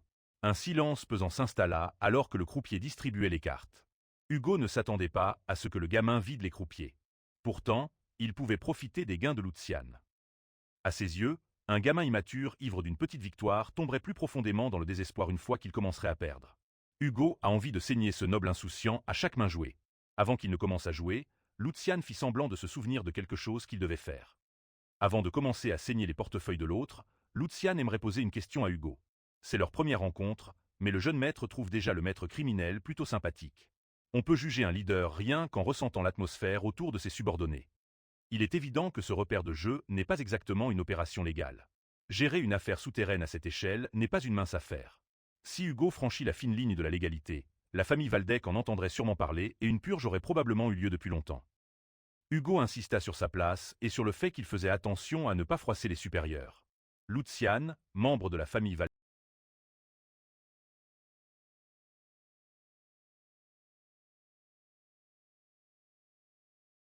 sans même flancher, Le requin noir demanda à quoi le gamin faisait référence. Lorsque Lucian mentionna ce truc que l'investisseur préparait, le ventre d'Hugo se serra. Le troisième jeune maître de la famille Valdec lâcha tranquillement la bombe qu'il savait pour l'hallucinogène illégal sur lequel Hugo travaillait. La vérité a aspiré l'air de la pièce souterraine. Même les gardes à la porte étaient déconcertés. Hans semblait le plus choqué, et cela se voyait. Hugo lâcha ses cartes sur la table, son esprit cherchant une réponse. En fin de compte, il choisit de faire l'ignorant, mais son balbutiement trahissait son trouble. En jouant avec ses jetons, Lucian doubla son accusation, ajoutant avec un sourire qu'il savait qu'Hugo avait été commissionné par le marquis Loco. Les hallucinogènes étaient conçus pour bouleverser Valdec avec la distribution de drogues illégales. Il désapprouve les tactiques peu coûteuses du marquis. Selon lui, il y a une limite à ne pas franchir entre les familles nobles. Il demanda à Hugo s'il était d'accord. Vu l'avis de Lucian sur cette trahison, le requin noir apparaît comme le plus impressionnant. Qui d'autre oserait commettre un crime aussi odieux à Valdec? Si une petite chose tourne mal et qu'il se fait attraper, tous ceux associés au grand-duché essaieraient de le déchirer en morceaux. Chaque muscle à la disposition du grand-duc le chasserait comme un chien, sans exception. En ce moment, l'esprit d'Hugo est en désordre. S'il dit la mauvaise chose, il risque la mort et d'être complètement exposé. Dans la région, la famille Valdec est le pire adversaire. Normalement, cette affaire ne devrait pas être révélée avant 2 ans. À cette époque, le grand-duc reçut un rapport sur la propagation d'une nouvelle drogue dans son territoire. Jake faisait partie des soldats envoyés pour attaquer la base du requin noir, mais ils étaient trop tard. Hugo avait déjà fui, laissant aucune trace. L'expérience de Lucian d'avoir été trahi à l'époque s'est révélée très utile maintenant. Même avec toutes les cartes sur la table, Hugo insistait sur le fait qu'il devait y avoir un malentendu. Il affirmait n'être qu'un simple gérant gagnant des clopinettes dans un petit repère de jeu, qu'il ne se mêlerait jamais de drogue. Avec conviction, il affirma qu'un concurrent jaloux devait répandre de fausses rumeurs pour le saboter. S'il en avait l'occasion, il promettait de découvrir la source. Comme le grand homme refusait de céder, Lucian ajouta plus de détails. Il demanda à Hugo si le moulin à riz qu'il exploitait n'était qu'un magasin ordinaire, et si le passage souterrain qui se trouvait juste à l'extérieur du château n'était qu'une innocente issue de secours. Pour une dernière fois, Lucian exigea une réponse à sa première question. Sont-ils proches de la production de masse? Hugo s'affaissa dans sa chaise, acculé dans une position de mat. Le gamin connaît le faux magasin et le passage secret. S'il sait tout ça, les excuses ne servent plus à rien. Comme un animal sauvage, Hugo envisagea de tuer le troisième fils du duc sur le champ. Ces hommes avaient déjà sorti leurs armes cachées. Un noble sans garde peut être tué d'un coup. Lucian conseilla au requin noir de bien réfléchir avant d'agir. Ils pariaient leur vie comme des jetons. Il rappela à Hugo de réfléchir à son prochain mouvement, vu son ascension. Le grand homme rejetait l'idée de tuer le fils du grand-duc Sigmund. S'il se faisait attraper, ce qui était probable, Hugo supplierait pour mourir, la seule issue clémente. Pour sauver sa peau, il avala sa fierté et tomba à genoux. Avec la plus grande sincérité, il implora d'être épargné de la colère du grand-duc. Il pouvait sentir qu'il y avait une raison pour laquelle le jeune maître était venu le trouver personnellement au lieu de frapper à sa porte avec une bataillon de chevaliers. Si le reste de la famille Valdec connaissait ses crimes, sa tête serait tombée depuis longtemps. À ce stade, il obéirait à Lucian, qui lui demande d'être un chien, d'aboyer ou de ramper. Les hommes d'Hugo se rangèrent derrière lui, s'inclinant et suppliant. L'homme destiné à devenir l'une des personnes les plus puissantes de l'Empire était réduit à cet état. Après un instant, Lucian se leva de son siège confortable. Garder un chien aussi utile à ses côtés ne semble pas si mal. Il avait besoin de mains et de pieds compétents. En entendant cela, Hugo jura de le suivre, mais Lucian ne veut pas d'un homme comme lui. Ce serait ennuyeux. Il sait que le requin noir ne se contenterait jamais d'être un simple chien de chasse. Regardant l'homme suppliant dans les yeux, Lucian lui proposa un meilleur accord. Il lui demanda s'il voulait essayer de devenir chevalier. Ce mot réveilla des émotions enfouies chez le requin noir. Comme tous les garçons, il avait rêvé de devenir chevalier. Mais il dut abandonner ce rêve illusoire, et la réalité de la vie lui apparut peu à peu. Peu importe ses compétences, sa force ou les risques pris pour un maître, il n'était qu'un paysan de basse extraction à leurs yeux, un outil utile, un tas de muscles pour ceux qui détiennent le vrai pouvoir. À cause de facteurs échappant à son contrôle, les circonstances de sa naissance l'empêchent de réaliser son rêve, peu importe combien il souffre. Pour répondre à Lucian, oui, il voulait devenir chevalier, au point de se cogner la tête au sol pour y parvenir. S'il pouvait réaliser ce rêve, il vendrait son âme à quiconque pourrait l'aider.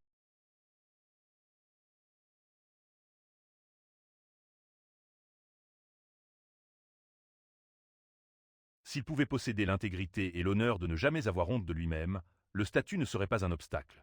À ce moment-là, le visage brillant de Lucian s'est gravé dans l'esprit d'Hugo. Il lui offrit la chance de vivre en tant que personne, pas comme un simple outil. Quelques jours après cette rencontre au casino, Lucian convoqua tout son personnel dans son annexe. Il présenta une nouvelle recrue à ses attendants.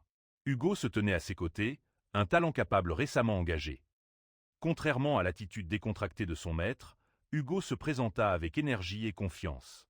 Il exprima son impatience de travailler avec ses nouveaux supérieurs, mais son visage terrifiant déstabilisa le personnel, qui ne savait pas comment réagir à l'annonce soudaine. Une fois la présentation faite, Lucian souhaita passer à l'événement principal. Il ordonna à son personnel d'amener la chef de maison, Jenny, dans son bureau. Les valets reculèrent à l'ordre du jeune maître, Lucian jugeant normal de présenter la nouvelle recrue à la chef de maison. Après tout, ils ne peuvent pas avoir une conversation chaotique comme la dernière fois. Lucian voulait simplement informer Jenny, qui était aussi occupée. Comme prévu, son personnel réagit comme s'il répondait à la chef de maison, pas à lui. La situation interne est déjà irrécupérable. Aucun valet ni majordome n'a obéi à son ordre. Pour eux, Lucian n'est qu'une corde pourrie sans pouvoir. Il devra orchestrer un spectacle de force convaincant pour reprendre le contrôle de sa maison. Un valet s'est avancé et a imploré Lucian de considérer leur situation. Tous dans cette annexe savent que la chef de maison Jenny est favorisée par Laure Jordi. Elle a pris le contrôle de la maison et du personnel. Les valets et servantes osaient protester contre leur seigneur inutile qui attisait les flammes. Ils auraient préféré vivre tranquillement comme avant, quand le jeune maître pourrissait dans son lit. Hans ne supportait plus ses serviteurs. Il rugit à tous de se réveiller et de se souvenir de leurs devoirs. Le maître de cette maison est le jeune Lucian, pas cette garce rousse ou cet insupportable Jordi. Après avoir observé la folie, Hugo comprit la situation et proposa une solution simple. Puisque les mots aigus du jeune maître semblent trop précieux pour ses serviteurs idiots, il peut proposer une alternative plus efficace. Hugo comprit ce qu'il fallait faire et assura à son maître qu'il s'en occuperait. Pour ceux qui ne distinguent plus le haut du bas, la méthode pour imprimer la loyauté est simple. Il a averti que sa méthode pourrait être un peu brutale, donc il a besoin de la permission du patron. Lucian appréciait la rapidité d'esprit d'Hugo. C'est pourquoi il a fait l'effort de recruter le grand homme. La chance était de son côté cette fois. Hugo en était encore au début du développement de la drogue. S'il avait avancé, il n'aurait jamais pu rallier le requin noir. Avec une confiance totale, il permit à Hugo de faire ce qu'ils avaient en tête. Il lui donna le feu vert pour intensifier les choses. Pour commencer, Hugo s'approcha du valet qui protestait, le dominant de toute sa hauteur. Regarder de près le requin noir ferait trembler n'importe qui. Son allure intimidante et son regard meurtrier écrasent les sens. Le valet se persuada que Lucian avait choisi un voyou de ruelle. Avec arrogance, il proposa au grand homme des conseils en tant que connaisseur de la maison et avertit Hugo de choisir le bon côté. Le valet essaya d'effrayer Hugo en évoquant la cruauté de Jordi. Tous ses serviteurs pensent que la balance a penché contre Lucian. Le géant ne risquera pas sa vie pour quelques pièces, n'est-ce pas? Hugo trouva les derniers mots du valet pathétique. Son poing frappa le visage du valet et l'envoya valser. Un seul coup suffisait à réarranger le crâne de ce gars. La force du coup était telle qu'elle envoya le valet sournois s'écraser contre le mur comme une poupée de chiffon. Les yeux de Hans faillirent sortir de leurs orbites pendant que Lucian se félicitait d'avoir engagé une telle bête. Hugo s'approcha lentement du corps inerte du valet. Un simple coup décontracté avait suffi à le réinitialiser par la violence. Les autres valets, craintifs, réprimandèrent le nouvel engagé pour son acte dans le château. Le requin noir restait indifférent à leurs paroles vides. Il se trouve que Hugo est spécialisé dans l'éducation des fous. C'est le premier devoir parfait pour lui. Peu après, le personnel de la maison ne montra aucun signe de dissidence. Ils obéirent même à l'ordre du troisième jeune maître de faire entrer la chef de maison Jenny, même par la force. Avec une marque de gifle visible sur son visage, Jenny grogna et assura à tous qu'il ne s'en tirerait pas comme ça. Au lieu de se soumettre à ces menaces vides, les valets rééduqués lui dirent de se taire et de marcher. Habituée à être en charge, elle n'était pas habituée à ce que les gens lui parlent sur un ton élevé. Elle continua à parler de punir ceux qui s'opposent à elle, mais s'arrêta lorsque la porte du bureau de Lucian s'ouvrit, dévoilant une scène ridicule. Les servantes et valets sous son influence ont dû s'agenouiller au sol pour réfléchir à leurs erreurs. La peur pour Jenny a été remplacée par la terreur d'Hugo. Pendant ce temps, le troisième jeune maître se tenait près de la fenêtre, les mains derrière le dos, cultivant son aura. Il se tourna vers la chef de maison retenue, lui sourit en agitant la main, heureux de voir ses enfants.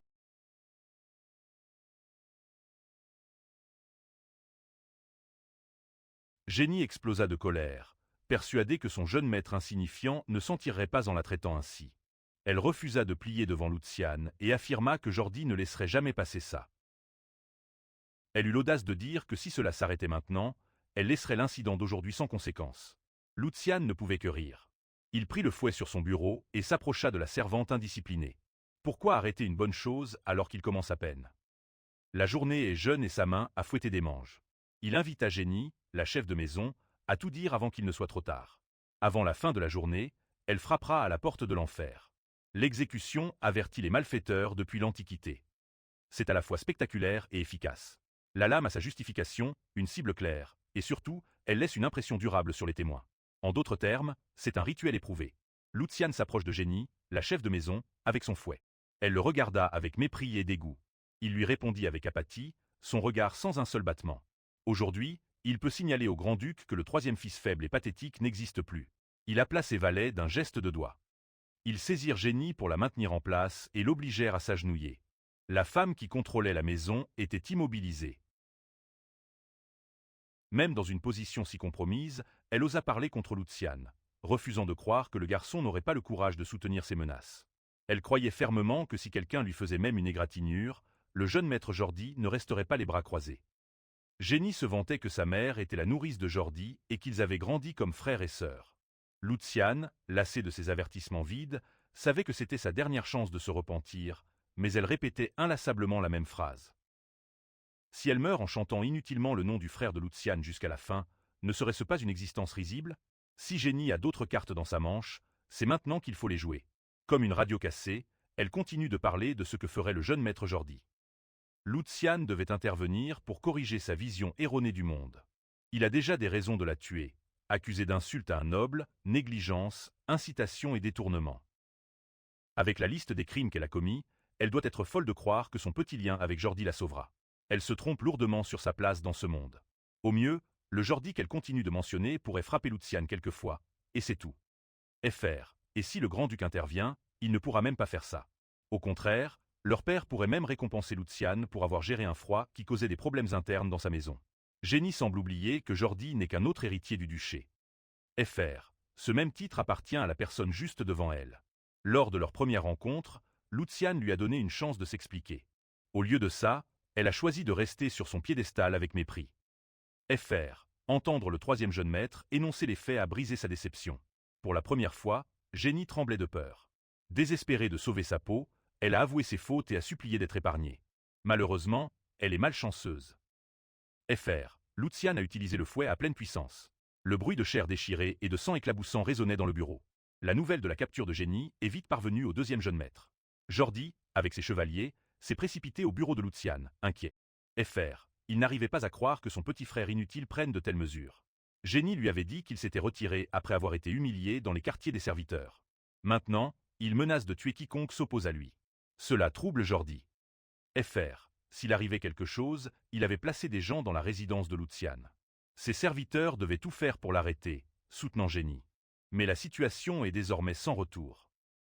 Fr. En une journée, Luciane a pris le contrôle de l'annexe, y compris des gens censés répondre à Jordi. Les chevaliers ont dit à leur jeune maître que les rapports étaient sûrement erronés et qu'ils devaient se calmer. Ils croient que le lâche Luciane n'oserait blesser personne. Fr. Surtout, ils croient encore que le troisième jeune maître craint leur seigneur Jordi plus que tout au monde. En entendant les faits présumés, Jordi s'est calmé. Jusqu'à ce qu'ils entendent le bruit d'un fouet déchirant la chair et le cri agonisant qui a suivi. Fr. Jordi a violemment ouvert la porte du bureau de Luciane. Ses yeux se sont posés sur le fouet, goûtant le sang frais. Luciane était derrière Jenny, dont le dos était couvert de lacérations, le sang s'écoulant de ses blessures. Fr. Une scène que Jordi n'aurait jamais imaginée. Même lui, le cruel, a été choqué. En se manifestant, Luciane a demandé ce qui amenait son estimé frère sur son territoire et s'est excusé de ne pas les avoir reçus correctement. Il est un peu occupé, alors Jordi et son chevalier peuvent revenir plus tard. Éliminer la source de désobéissance pourrait être difficile pour certains. Ignorant son frère, il demanda à Hugo de redresser Jenny. Le deuxième jeune maître ordonna à ses chevaliers Oliver et Gère d'intervenir pour ramener Jenny. Gère répondit à l'appel et se précipita. Luciane donna alors à Hugo un ordre sinistre. Si quiconque ose s'approcher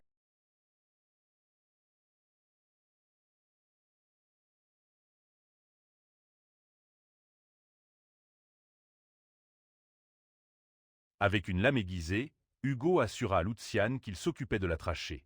La pointe de la lame effleura Jenny, faisant couler plus de sang. Elle ne pouvait que crier pour son cher Lord Jordi. Le deuxième jeune maître implora le requin noir de lâcher la dague. Il menaça que ne pas obéir entraînerait la décapitation d'Hugo et de sa famille, leur tête pendue au mur de la ville. Hugo ne réagit même pas à la menace dérisoire de Jordi. Son maître est Lord Lucian. Il n'a aucune raison d'obéir à quelqu'un d'autre. Peu importe ce qui arrive, il agira selon son devoir et suivra la volonté de son maître. Jordi comprit qu'il n'avait aucun pouvoir ici. Il redirigea sa question vers Lucian, confrontant son petit frère sur ce que Jenny avait fait pour mériter un tel traitement. Lord Lucian énuméra rapidement ses crimes. Insulte à ses supérieurs, désobéissance et ingérence dans le budget. Il impose une punition appropriée. Il exhorta son frère à revenir à la raison et à distinguer les affaires publiques des affaires privées. Ce faisant, il mit Jordi dans une position impossible. Selon la structure de succession actuelle de la maison Valdec, le premier héritier est Lord Tristan Valdec. Juste derrière lui, le deuxième jeune maître, Jordi Valdec, est engagé dans une lutte de pouvoir bien ancrée. Jusqu'à la confrontation finale, il doit consolider sa base de pouvoir. Sa récente humiliation publique par son petit frère lui a coûté cher. Il a dû écarter Andric, un chevalier proche. S'il échoue à protéger Jenny, sa main droite, sa position dans la course à la succession sera déstabilisée. Son incompétence marquerait un tournant, entraînant méfiance et fissure parmi ses partisans. En d'autres termes, il était complètement échec et mat réalisant cela. Jordi céda à Lucian et demanda à épargner Jenny. Ses chevaliers, Hans et tous les serviteurs étaient stupéfaits. Hugo était différent, gardant les yeux sur le prix et les mains sur la lame. Lucian trouva le grandiloquent de son frère ridicule. Un mot de ce bâtard ne suffira pas à balayer cette affaire. Après avoir laissé quelqu'un saccager son précieux foyer, de simples mots ne suffisent pas. Jordi doit croire que sa langue est en or. Encore une fois, il prouve que tous les nobles se ressemblent. Pour l'instant, il joue le jeu et demande à Jordi ce que céder la victoire signifie pour lui. Il n'y a pas de victoire ici. Lucian remplit simplement son devoir en tant que troisième jeune maître. La gouvernante a commis des crimes qui n'épargnent personne. Si on passe l'éponge, que pensera tout le monde de la famille Valdec? Lucian affirma qu'il aimerait laisser ses affaires de côté, mais la loi lui en interdit. Il n'a pas la justification pour ignorer les offenses flagrantes. Jordi gronda, serra le poing et poussa Lucian à cesser de tourner autour du pot et à exprimer ses exigences. Le troisième jeune maître affirma que, depuis l'Antiquité, toucher à la richesse d'autrui est généralement puni de la même manière. Peut-être accepterait-il de laisser passer si l'accusé remboursait plusieurs fois le vol. À un prix satisfaisant, Lucian pourrait pardonner et oublier. C'est à Jordi de débourser une somme exorbitante. Une fois le tumulte apaisé, la maison Valdec retrouva son calme. Le grand-duc Sigmund Valdec réfléchissait à ce qui s'était passé entre ses fils. Le majordome Edwin lui fit un rapport détaillé sur l'incident et sa résolution. D'abord, le duc voulut s'assurer de l'exactitude des mots. Edwin avait vérifié le rapport pour que Sigmund soit certain de sa véracité. En fin de compte, Jordi accepta de verser à Lucian une somme importante, 10 fois l'allocation volée. Le rapport d'Edwin mentionnait aussi Hugo, le nouveau recrut de Lucian, qui débusqua rapidement tous les espions dans son annexe. En conséquence, le troisième jeune maître a complètement repris le contrôle de sa maison, la rendant plus fortement gardée que n'importe quelle autre zone du château. Après avoir rencontré Edwin et clarifié les faits, le grand-duc Sigmund convoqua Lucian pour une conversation. Répondant à l'appel de son père, le troisième jeune maître se rendit au bureau dès que possible. Sigmund examina son fils et remarqua que son regard avait changé. Le grand-duc lui demanda des nouvelles du tumulte récent, et Lucian corrigea son père, affirmant que ce n'était pas un simple tumulte. Il a simplement éduqué des serviteurs incapables de reconnaître l'autorité de leur maître, ce qui a fait perdre la face à son frère. Sigmund l'avertit que Jordi n'oubliera pas cet incident de sitôt et doute que son fils puisse supporter la pression. Lucian réfuta l'idée qu'il y ait quoi que ce soit à gérer ou non. Il maintient que son devoir était simplement de préserver la hiérarchie et l'ordre, comme le font les nobles. S'il évite un tel devoir évident par peur des conséquences futures, comment pourrait-il oser porter le nom Valdec avec fierté? Il a fait un choix qui ne ternira pas l'honneur de sa famille. Son père approuva. Le grand-duc avertit que Jordi continuerait à provoquer. Lucian a le droit de riposter si cela arrive. Cependant, il doit veiller à ne pas aggraver les conflits au risque de nuire à la maison et à leur réputation. Sigmund a aussi précisé qu'il soutiendrait Jordi, peu importe qui avait raison. Lucian protesta à juste titre. Son père lui a simplement dit de ne pas être surpris par cette décision.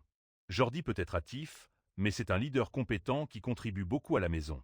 En revanche, Lucian a perdu une année au lieu de cumuler des mérites. En tant que chef de famille, protéger quelqu'un qui contribue activement au foyer est l'ordre naturel des choses. Ces mots peuvent sembler durs, mais Lucian pouvait lire entre les lignes. S'il ne se trompe pas, il semble que son père lui demande de dépasser son frère et de gravir les échelons. Le grand-duc Sigmund veut qu'il renforce sa force et contribue activement à la maison Waldeck. S'il fait cela, il trouvera les réponses à ses questions. Lucian comprit que cet homme cherchait à aiguiser son sens de l'urgence. S'il fait une telle déclaration définitive à ce moment-là, cela signifie que la structure de succession sera bientôt gravée dans le marbre. D'une manière compliquée, il se sentit touché par les conseils indirects de son père de saisir chaque opportunité de surpasser ses autres frères avant qu'il ne soit trop tard. Il se demande si tous les pères sont comme ça. Si le grand-duc s'inquiète autant pour son enfant, Lucian décida de lui donner un coup de pouce et de marquer des points au passage. Il glissa un document sur le bureau de son père et montra au grand-duc son prochain mouvement. C'est vraiment un gros coup. Le duc prit le document et en lut le contenu. En analysant les faits, la colère monta, sa main froissant le papier, troublé par ce qu'il venait de lire. Il demanda rapidement à son fils si les informations étaient vraiment exactes. Si Lucian a fabriqué le rapport par ambition, il doit parler. Chaque ligne est vraie, sans mensonge. De plus, il a déjà un informateur qui répand les drogues pour le marquis Logan. Il pressa son père de mener une enquête approfondie. À en juger par la réaction du grand-duc, il s'apprête à mener plus qu'une simple enquête. La pièce débordait de l'aura suffocante de Sigmund. Sa rage se déversait sous forme de mana. Il maudit Bernard Logan, ce fils indécent de marquis. Un noble osait souiller le territoire Waldeck avec des substances dangereuses. Cette affaire ne peut rester sans réponse.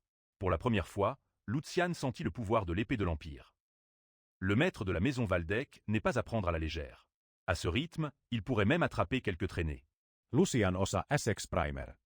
Il anticipait que même s'ils en parlaient à l'empereur, la maison Logan aurait le temps de se sacrifier et d'échapper à la punition. Tout était orchestré par des sociétés commerciales subalternes, la guilde marchande Baawan. En surface, il n'y a aucune trace de participation directe du marquisat. De plus, insister ne ferait qu'aggraver les choses. Actuellement, l'empereur se méfie des conflits de factions et l'Empire devra inévitablement intervenir. Après s'être un peu calmé, Sigmund fut impressionné par l'œil politique de son fils. Lucian pensait que malgré cet acte illégal contre leur grande maison, le marquis Logan s'en tirerait avec une simple réprimande. Pour avoir osé commettre un crime de trahison contre la maison Waldeck, ne devrait-il pas au moins couper un bras? Après avoir réfléchi à la suggestion de son fils, le grand-duc s'assit et maîtrisa ses émotions. Heureusement, Lucian était préparé. Il avait déjà un moyen de piéger le marquis. Le plan implique un informateur qui a récemment changé de camp, à savoir Hugo. L'homme n'a pas de titre, mais a gagné une grande confiance. Sigmund se souvenait avoir entendu parler de cet outsider dans le rapport complet de l'intendant. Il ne pouvait s'empêcher de penser que son fils avait anticipé la situation dès le départ. Utiliser un traître pour tendre un piège est tentant. Du point de vue du marquisat, il serait difficile d'imaginer une trahison de la part d'un exécutif loyal. Lucian avait déjà préparé le terrain pour que la production de la drogue semble se dérouler sans accroc. Compte tenu des implications politiques de ce plan, la question ne peut être prise à la légère.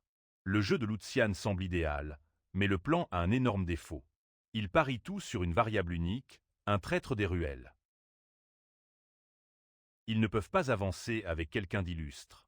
Lucian soutenait qu'il ne fait pas confiance à l'homme lui-même, mais plutôt au désir qu'il porte en lui. Hugo est un homme prêt à tout pour devenir chevalier. Il est profondément motivé à graver son nom dans les annales de l'histoire. Ils peuvent compter sur un homme qui désire ardemment un rêve. Lucian est prêt à croire en ce rêve, car il était aussi un rêveur fou dans sa vie passée. Si le plan échoue, Lucian n'a pas l'intention d'éviter la responsabilité. L'erreur de son subordonné lui incombe finalement. Même s'il doit risquer sa vie, il est prêt à tenter sa chance. Pour l'instant, il compte réfléchir à l'idée. Une fois que Lucian sera rétabli, il lui demande de venir au terrain d'entraînement. Le grand-duc le juge enfin digne de l'épée Lionheart. Plus tard dans la nuit, Sigmund travailla tard dans sa bibliothèque. Il relaya à Edwin ce qu'il avait discuté avec Lucian, et l'intendant s'excusa pour...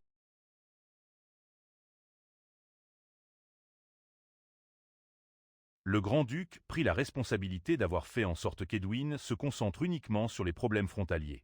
L'intendant est déjà débordé.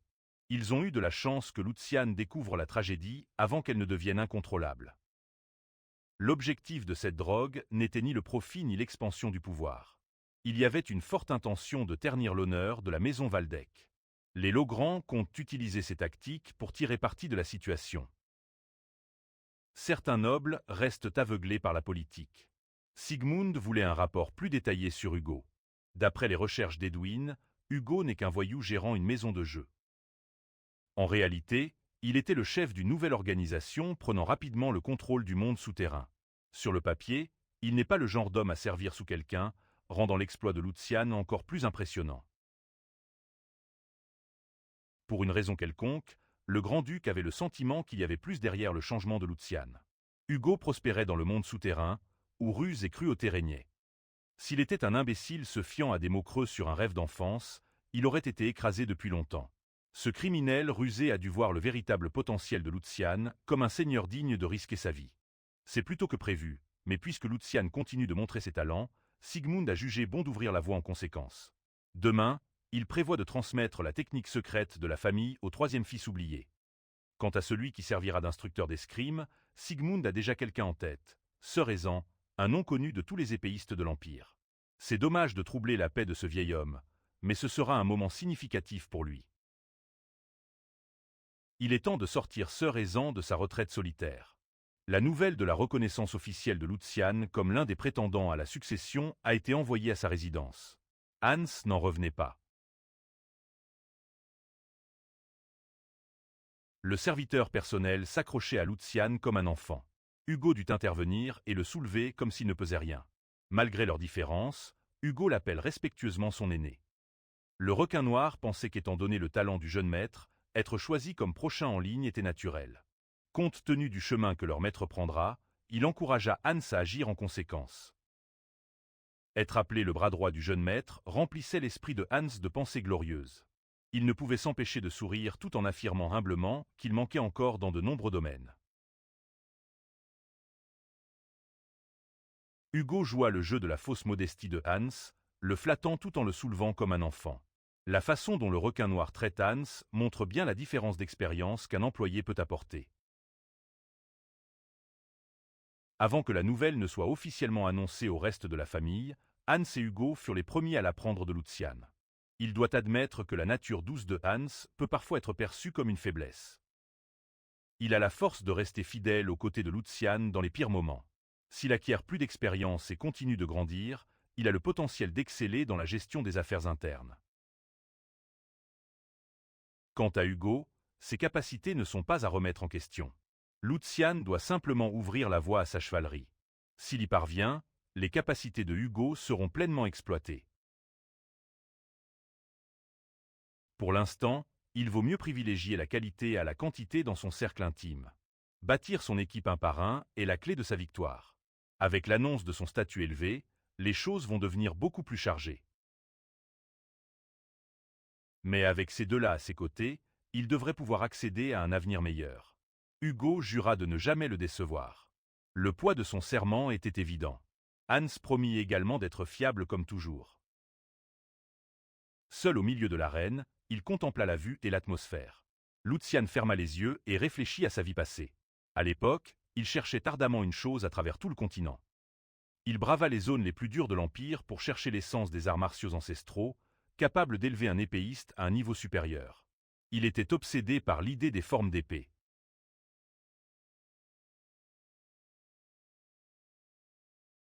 Il lutta comme un chien. Mais à la fin de sa quête, ce qu'il trouva n'était ni la forme d'épée avancée qu'il désirait désespérément, ni la forme intermédiaire pratiquée par les capitaines de nuit. Il fut frappé par la dure réalité que le véritable pouvoir ne peut être atteint sans le sang noble. Même la maigre chance d'apprendre une forme d'épée dégradée en tant que mercenaire commun était déjà une immense chance. Chaque fois qu'il échouait à protéger ses camarades sur le champ de bataille, il se rappelait à quel point il était insignifiant. La soif d'une véritable forme d'épée le torturait. Ce qu'il désirait tant est désormais à sa portée. Transmise uniquement aux candidats successeurs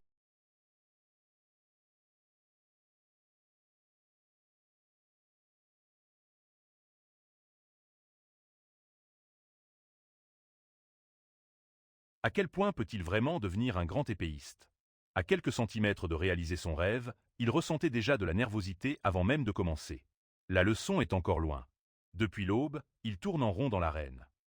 Il vaudrait mieux qu'il calme son esprit avec la monocirculation avant le début de la leçon.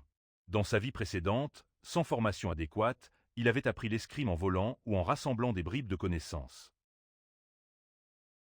Jour après jour, il apprécie davantage cette seconde chance qu'on lui a donnée. Lucian était assis au milieu de l'arène, les jambes croisées en méditation.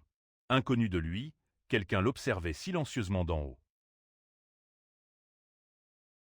Ce n'était autre que Sir Ezan.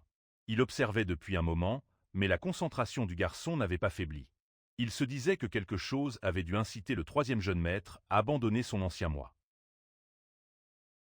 Au départ, Sir Ezan fut surpris par l'invitation du grand-duc à devenir l'instructeur d'escrime de Lucian.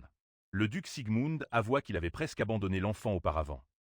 Il pensait qu'il n'y avait plus d'espoir, mais en voyant Lucian aujourd'hui, il discernait de précieux aspects chez lui.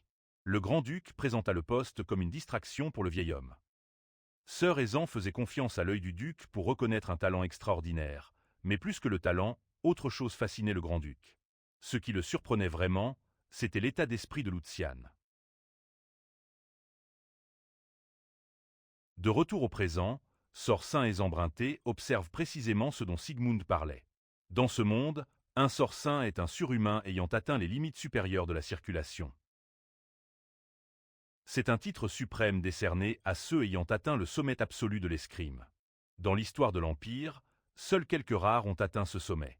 Pour les swordsman de tout l'Empire, ils sont rien de moins qu'un dieu. La mâchoire du jeune maître tomba. On ne rencontre pas un dieu tous les jours. Sort sain et emprunté ressemble à un vieil homme aux cheveux blancs, vêtu d'une tenue d'entraînement décontractée. Il se présenta poliment, comme s'il n'était pas l'un des combattants les plus reconnus du royaume. Hans avait mentionné que Lucian devait apprendre l'escrime d'un chevalier ayant servi la maison Waldeck pendant 2 générations. Lucian dut se retenir de s'extasier et rendit la politesse par une révérence noble, exprimant l'honneur d'apprendre du sort saint lui-même. Ezan sourit en entendant une telle salutation guindée. Il insista sur le fait qu'il n'était qu'un vieil homme caché derrière un titre exagéré. De plus, un candidat pour devenir le prochain chef d'une grande maison ne devrait pas s'incliner si facilement. Lucian soutint que même s'il devait préserver la dignité de sa famille, il ne relâcherait jamais son étiquette envers quelqu'un d'aussi estimé que le sort saint Ezan mérite le plus grand respect.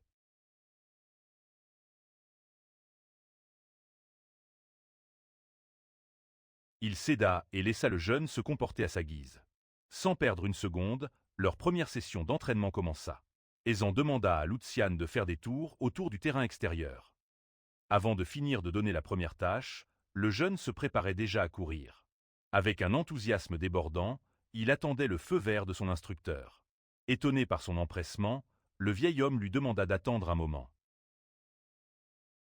Combien de temps devait-il courir? Quel était le sens de cet exercice? La plupart des nobles lui poseraient les mêmes questions avant de se lancer. Lucian, lui, pensait qu'il devait courir par nécessité. Il croyait qu'un disciple devait simplement suivre les ordres de son maître et faire confiance au processus. Ezan remarqua la différence dans le regard de Lucian par rapport à celui des autres jeunes seigneurs. Sans plus attendre, il donna à Lucian le signal de courir librement.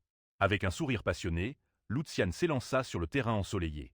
Pendant qu'il faisait le tour, Ezan l'observait silencieusement de loin. Lucian prenait très au sérieux la tâche simple de courir en cercle. Chaque pas était régulier, augmentant progressivement en vitesse. En vérité, il y avait une autre raison pour laquelle il suivait l'ordre du maître sans hésitation. Il avait une tâche physique banale pour évaluer son aptitude de disciple, un test pour voir s'il avait l'étincelle. Lucian le savait, car il utilisait une tactique similaire en tant que capitaine mercenaire. Il donnait aux nouvelles recrues des tâches triviales, des corvées que personne d'autre ne voulait faire, et observait de loin. En observant leur réaction et leur attitude face à la tâche, un maître peut beaucoup apprendre d'un novice. Prêt à réussir ce test simple, Lucian montra sa détermination en donnant 100%. Il restait conscient.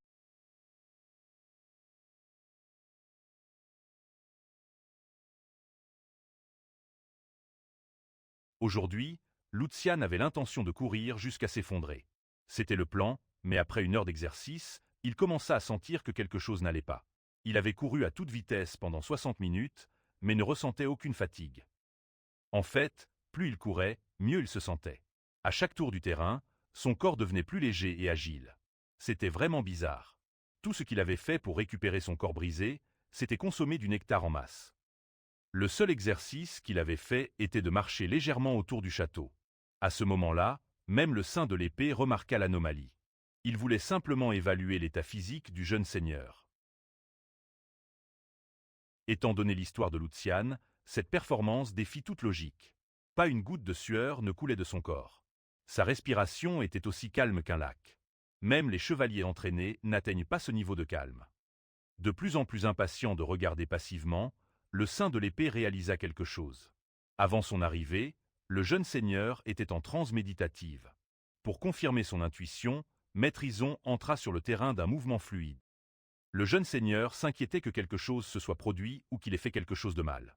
Devant lui, le saint de l'épée dégageait une pure mana. Ison voulait poser une question au jeune seigneur avant de continuer. Il demanda si l'exercice que Lucian avait effectué plus tôt pour composer son corps et son esprit était de la circulation, et non une simple méditation. Ne voyant aucun intérêt à cacher ses pratiques, le jeune seigneur confirma l'intuition du saint de l'épée. Avec confirmation, Ison demanda la permission d'examiner l'état physique de Lucian un instant. Il prit la main du garçon et lui suggéra de rester immobile, même s'il ressentait des sensations étranges. Avec une précision et un contrôle d'expert, Maître Ison guida lentement sa mana à travers le poignet du jeune seigneur. Ce faisant, il accéda au chemin de circulation du garçon. L'examen dura un temps inconfortablement long. Enfin, le saint de l'épée découvrit la raison de l'endurance surhumaine de Lucian. Comme prévu, le jeune seigneur avait atteint le dernier stade de circulation. Ils étaient presque au même niveau, mais ce n'était pas fini. Le garçon avait touché un domaine au-delà de la limite théorique. Même un saint de l'épée comme Ison ne pouvait y accéder. Cet enfant ouvre un nouveau chemin. Après l'examen, Ison resta un moment silencieux et immobile. Il rétracta doucement sa mana et lâcha la main du jeune seigneur. Les mains tremblantes, il demanda depuis combien de temps Lucian pratiquait la circulation et quand il avait atteint le dernier stade. Le jeune seigneur était vraiment surpris par cette question étrange. Selon l'évaluation du saint de l'épée, la pureté de l'Ismana était comme de la neige fraîche sur un champ d'hiver, immaculé. Son noyau, parfaitement formé, maximisait l'efficacité de la mana, tel un moulin à eau en mouvement perpétuel. Il avait atteint un domaine que seuls quelques guerriers connaissent. Certaines personnes s'entraînent toute leur vie sans jamais rattraper leur retard. Lucian s'attendait à cela, mais ne pensait pas être si proche de l'achèvement. Dans ce cas, il n'a plus besoin de cacher quoi que ce soit à son maître. Il avait de nombreuses questions sur son état, des questions que seul un saint de l'épée pourrait répondre. Lucian avoua qu'il avait commencé à circuler sa mana de manière intuitive il y a environ un mois et avait découvert que tous ses chemins étaient ouverts depuis le début. Il avait entendu que la circulation s'accompagnait de douleurs et de blocages, mais il n'avait ressenti ni résistance ni inconfort. Ce garçon surpassait les attentes du saint de l'épée, un génie qui avait atteint l'apogée après des décennies. En regardant le jeune seigneur, Ison se demanda si les épéistes mythiques capables de fendre des montagnes et de séparer les mers n'étaient pas que des légendes. Il devint sérieux et demanda la permission de parler franchement. Il demanda si le jeune seigneur Lucian envisagerait de renoncer à son droit de succession à la maison Valdec pour suivre un autre chemin. Lucian, perturbé par cette suggestion, se demanda pourquoi il abandonnerait sa nouvelle position. Peut-être qu'il ne pourrait pas apprendre les techniques d'épée ou qu'un malheur surviendrait s'il utilisait sa mana. Ison lui assura que c'était tout le contraire. Il dit que le corps de Lucian était l'incarnation du vaisseau idéal. Non seulement il peut pousser l'efficacité de sa mana et de son corps au-delà des limites théoriques, mais il a aussi le potentiel de voir au-delà du sommet et de défier le bon sens. En d'autres termes, si le jeune seigneur se concentre sur son épée, devenir un saint de l'épée sera à sa portée rapidement. En tant qu'homme désireux d'atteindre le sommet de l'escrime, apprendre qu'il pourrait devenir un saint de l'épée était un rêve. Le corps de Lucian était exceptionnel, mais cela le dépassait. Grâce à la chance d'apprendre le lion Harsworth, Lucian pensait avoir trouvé le chemin pour réaliser ses rêves impossibles. Qui aurait cru qu'il avait le potentiel de voir au-delà de ce niveau? Un chemin direct vers le sommet de l'épée. Étant donné qu'Aisan lui demandait de choisir entre la famille et la sainteté de l'épée, plutôt que de marcher sur les deux chemins simultanément, le processus devait vraiment être ardu. Maître Aisan.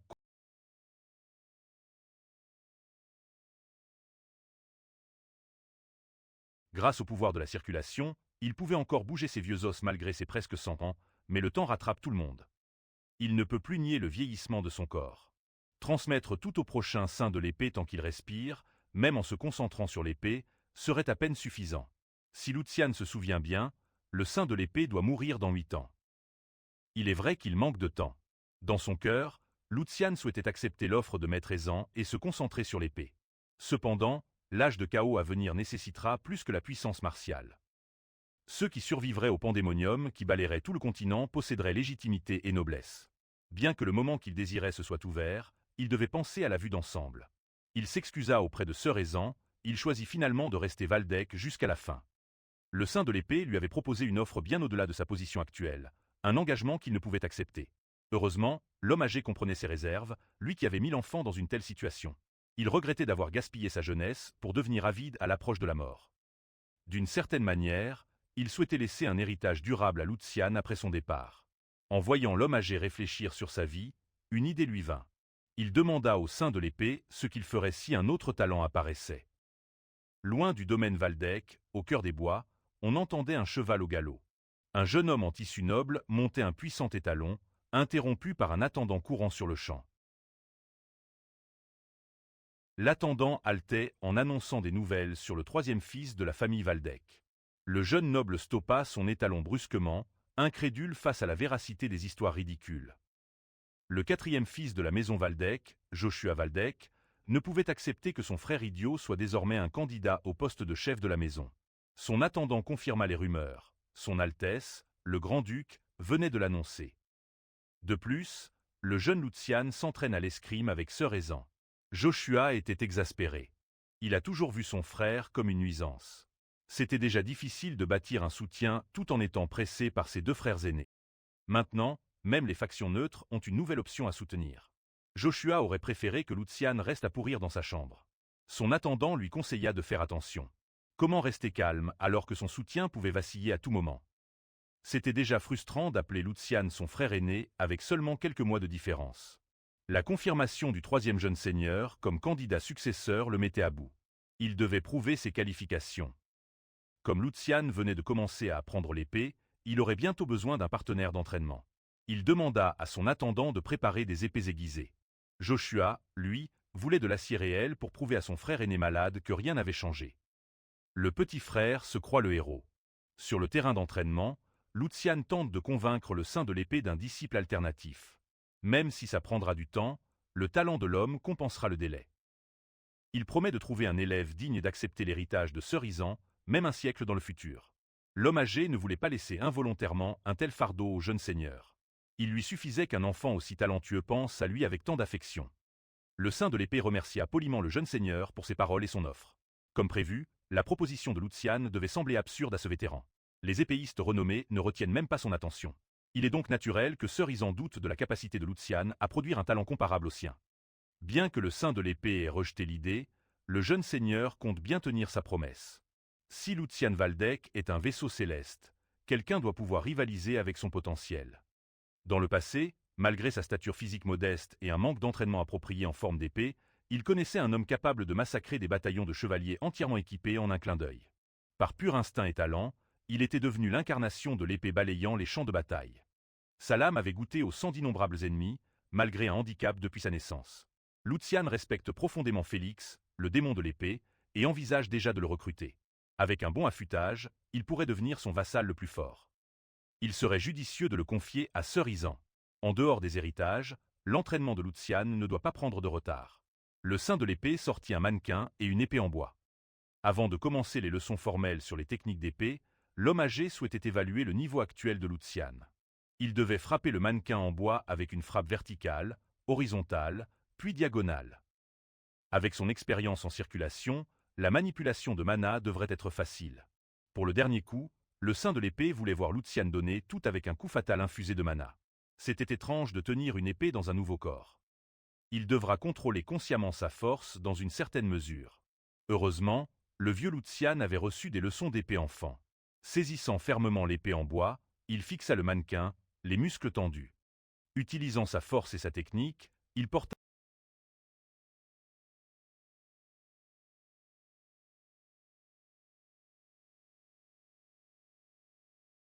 Enfin, il prépara l'attaque que le saint de l'épée voulait vraiment voir. Lucian infusa sa mana pure dans l'épée, rendant le bois aussi rigide et tranchant que l'acier. Ses yeux traçaient la trajectoire d'attaque avec une précision mortelle. Balançant l'épée en bois de bas en haut, il décapita le mannequin de loin. Le coup fatal fit tomber l'air de l'arène lorsque la tête du mannequin frappa le sol. En 4 frappes, il montra au sein de l'épée qu'il avait du potentiel. C'était la première fois qu'il poussait son nouveau corps à ses limites, et il se sentait insatisfait de sa performance, mais ce n'était pas si mal pour un débutant. Lucian se demanda si Sir Ezan allait devenir encore plus exigeant. Avec un rire, il admit que le jeune Lord l'avait encore une fois surpris. Pour décrire sa performance, il la qualifia d'absolument pathétique. Le jeune Lord pensait recevoir des éloges, mais reçut une insulte directe. Sir Ezan ne sait pas pourquoi, mais Lucian est plein de mauvaises habitudes en maniant l'épée. C'était comme s'il n'avait jamais appris les principes fondamentaux de l'escrime. En termes simples, il frappe comme un mercenaire désespéré. L'équilibre entre son corps et sa mana était défaillant. Pour ces raisons, la netteté naturelle de l'épée était émoussée, et de larges écarts apparaissaient entre chaque mouvement. De plus, il mettait un temps embarrassant à infuser l'épée de mana pour le coup final. Selon Lucian, il canalisait la mana dans la lame en 1 ou 2 secondes, pas plus. Il doit comprendre que cette vulnérabilité suffit à un bon adversaire pour lui prendre la tête.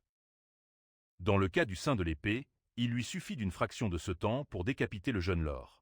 Pour cette première leçon, Lucian doit saisir l'importance des secondes dans un combat, car ce moment peut décider de la victoire ou de la mort. Il ne s'est même pas rendu compte que le vieil homme avait bougé avant que la pointe de son bois ne touche son cou. Lucian a compris qu'il y a des niveaux à tout ça. Il était un imbécile, il aurait pu mourir sans s'en apercevoir.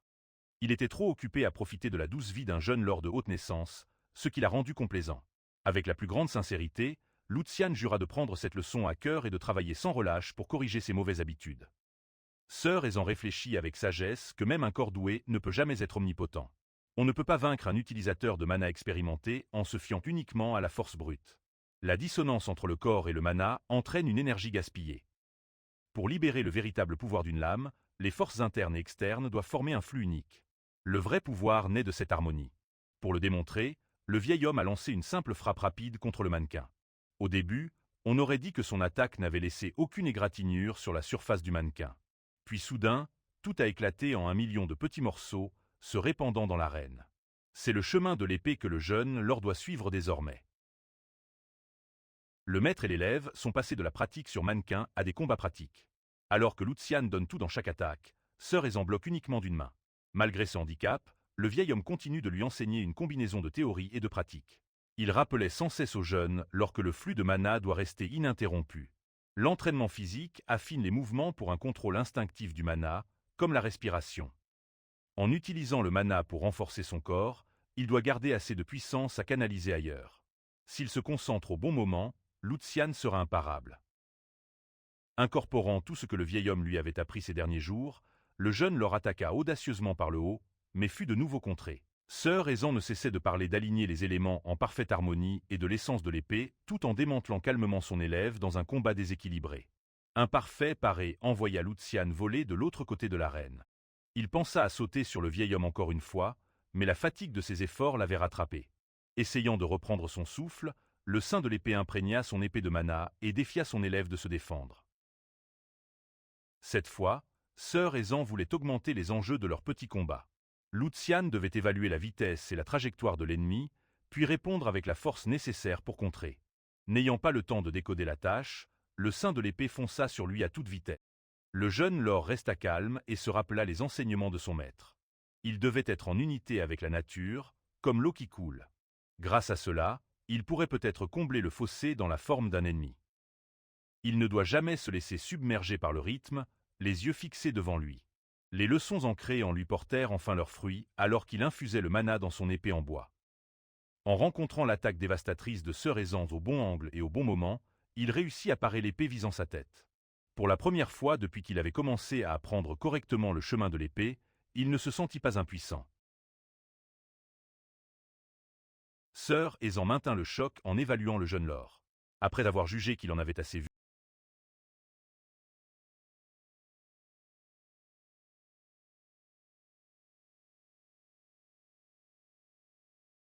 S'il réussit, il sera vu comme un épéiste de premier ordre.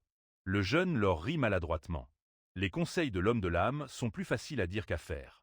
Il ne sentait même plus ses jambes et tomba. Complètement épuisé par un entraînement intense, le jeune leur remercia son maître de tout cœur. L'arène était partiellement détruite et des ouvriers étaient régulièrement appelés pour réparer les dégâts. Chaque fois que les ouvriers viennent, l'endroit semble de plus en plus mal en point. Ils ne peuvent même pas imaginer quel genre d'entraînement le jeune lord a subi pour justifier ce niveau de destruction. Fraîchement sorti d'un combat avec le saint de l'épée, Lucian devait prendre une minute pour récupérer. Il était juste reconnaissant d'avoir survécu à la séance d'aujourd'hui. Qui aurait cru que la méthode sévère du vieil homme effacerait finalement une vie entière de mauvaises habitudes accumulées durant ses jours de mercenaire? Si être torturé dans l'arène chaque jour est ce qu'il faut pour le briser et le reconstruire, alors qu'il en soit ainsi. La douleur ne sert qu'à accélérer sa compréhension des concepts. Plus il voit Sir Ezan, plus son admiration pour le saint de l'épée grandit. Ce vieil homme crée constamment des crises adaptées au niveau de compétence actuel du jeune lord, pour susciter une réaction parfaite associée à des instructions précises. Lucian sait bien que ce que fait Sir Ezan est bien plus facile à dire qu'à faire. Il a une lecture constante et précise du corps de son élève, et confier simplement le corps à ses enseignements peut entraîner des progrès tangibles chaque jour. Jusqu'à présent, Lucian croyait que le secret d'une grande forme d'épée résidait dans un effort constant pour atteindre un niveau supérieur. Il n'avait jamais pensé à l'équilibre, la puissance de réserve et le flux. L'élément clé était déjà en lui. S'il avait connu ses enseignements dans sa vie précédente, tout aurait été différent. Lors de son dernier combat contre le commandant en chef, son épée aurait pu se rapprocher de lui. Il se souvient encore des détails de sa mort et de sa défaite. En imaginant un combat théorique, il ne serait pas tombé sans se battre. Peut-être pourrait-il même surprendre le commandant avec une meilleure maîtrise de l'épée. La tâche de sa défaite écrasante reste dans l'esprit de Lucien. Maintenant qu'il a récupéré, s'arrêter ici serait du gâchis. S'il peut trouver un adversaire adéquat, il pourra évaluer ses progrès. Les dieux lui ont donné ce qu'il cherchait. Son petit frère, Joshua Valdek, est arrivé sur le terrain d'entraînement avec un attendant. Ignorant Lucian, Joshua salua Sir Eisen. Ce garçon avait le culot de se dire disciple du saint de l'épée. Ce dernier resta cordial et demanda pourquoi le 4e jeune maître lui rendait visite. Il insista poliment pour que Joshua revienne plus tard, car il était occupé avec l'entraînement du jeune Lord Lucian. L'attendant ne pouvait pas empêcher son maître d'entrer et de voler la vedette. En d'autres termes, Joshua déclara que puisque son frère aîné s'était engagé dans l'entraînement, il était venu ici pour aider à la pratique en tant que frère cadet avec bien plus d'expérience avec l'épée. D'après le sourire insultant du petit, il était clair qu'il ne faisait que dire des bêtises. Néanmoins, Lucian était ravi. L'adversaire parfait venait d'arriver. Il pouvait enfin transmettre l'angoisse qu'il avait ressentie ces derniers jours. Le saint de l'épée, perplexe par la demande inattendue du 4e jeune maître, se demandait comment ce gamin pouvait l'aider. Joshua souhaite demander un sparring contre son frère pour évaluer leurs compétences en circulation du mana. Son sourire paraissait innocent, mais quiconque avait du bon sens voyait qu'il manigançait. Il affirma même que, vu le moment, il n'avait pas le temps d'interagir comme frère. Si ce n'est pas maintenant, il serait difficile de trouver une autre occasion. Joshua reconnut que sa demande pouvait sembler impolie, mais il est juste un petit frère qui veut se battre un peu avec son grand frère. Lucian pouvait à peine contenir son rire en entendant la version de Joshua sur la situation. Les membres de cette maison sont vraiment doués pour parler. Entendre le garçon utiliser l'interaction fraternelle comme excuse était risible. Joshua s'était présenté sans prévenir avec une vraie épée, face à un grand frère n'ayant même pas eu une semaine de leçon. C'était tellement éhonté et transparent que cela en devenait presque innocent, son but étant de briser un concurrent pour renforcer sa position. En prétendant aider un grand frère, il pense pouvoir s'infiltrer. Si le saint de l'épée observe, cela alourdira le combat et sa conclusion. La réputation de Lucian avait tellement chuté qu'un novice à peine sorti de l'enfance essaie de le contrôler. Le jeune leur connaît la position de Sir Ezan sur la bataille de succession. Joshua a mis l'ancien dans une position délicate. Pour ne pas impliquer davantage son honorable maître, Lucian a accepté la proposition de son petit frère. Il a d'abord fait le fou, louant le cœur aimable du Benjamin, puis il a ridiculisé les prétentions de Joshua. Il ne peut pas ignorer un comportement aussi pourri, une telle éloquence n'a pas sa place ici. Cela ne peut pas être passé sous silence. Pour éduquer le petit immature, Lucian est prêt à entrer dans l'arène. Mais aujourd'hui, c'est la dernière fois qu'il tolère de tels caprices. Il ne pardonnerait jamais à ce garçon s'il mettait Sir Ezan dans une position délicate.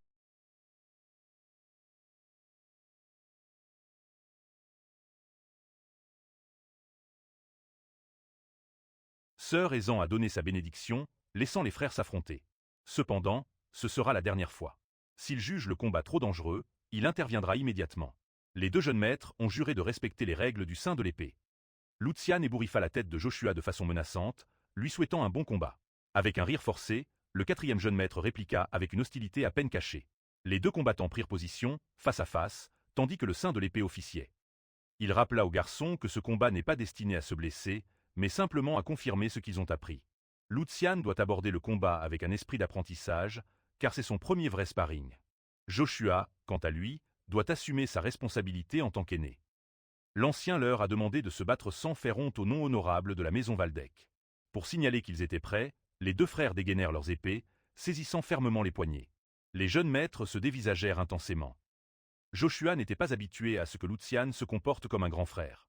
Chaque fois qu'il mentionnait son âge, Joshua ressentait un coup. Il ne supportait pas ce petit écart qui faisait de lui son aîné. Au moins, il avait fini la partie difficile. Il s'est faufilé et pourra faire taire Lucian à la fin du combat. Pour Joshua, ce n'est pas une question de naissance, mais de talent. À ce stade, il montre à peine son mépris et sa férocité. Il affichait des expressions qu'on ne réserve même pas à un ennemi mortel. En se concentrant sur l'épée en acier, Lucian se sentait chez lui avec sa sensation fraîche et lourde. Cela faisait 2 mois qu'il n'avait pas manié de vraie arme. S'il était encore mercenaire, il aurait probablement utilisé toutes sortes de sales-tours pour gagner contre un noble. Mais aujourd'hui, il se battra fièrement avec un style digne du troisième jeune lord de la famille Valdec. Dans l'ardeur du combat, il pourrait utiliser une technique d'épée apprise dans sa vie antérieure. L'ancien le remarquerait sûrement. Même si Joshua est un serpent sournois, Lucian doit se rappeler que ce petit est un enfant naïf qui ne connaît pas encore le monde. Il voulait que ce sparring reste courtois, comme un grand frère. Pourtant, Joshua a décidé de parler, demandant où était passée sa confiance.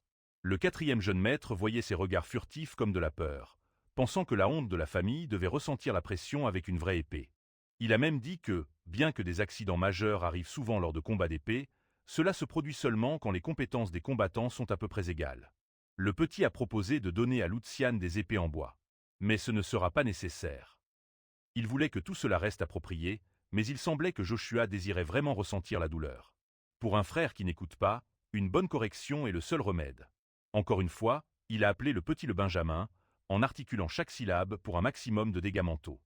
Facilement provoqué, Joshua a transféré son poids sur ses jambes, prêt à attaquer. Il a accéléré, cherchant à réduire la distance avec des pas lourds. Son seul désir, faire regretter à Lucien ses paroles par une violence pure. Lucien a resserré sa posture, anticipant l'attaque. Comme prévu, enseigner une leçon à son frère avec des restrictions ne sera pas facile. Joshua a aussi reçu des enseignements du sein de l'épée. Ses fondamentaux et mouvements ne doivent pas être sous-estimés. De plus, Lucian est encore fatigué après avoir épuisé presque tout son mana lors de l'entraînement avec Sœur Ezan. Heureusement, le manque d'expérience de Joshua est évident. Il a mordu à de légères provocations. Lucian s'est préparé et a infusé son bas du corps avec du mana. Il a bien appliqué les enseignements du sein de l'épée sur la concentration de la puissance et la circulation du mana.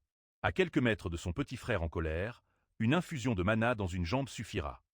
Lorsqu'il a enfin avancé, sa vitesse a produit un bruit assourdissant, semblable à un coup de feu.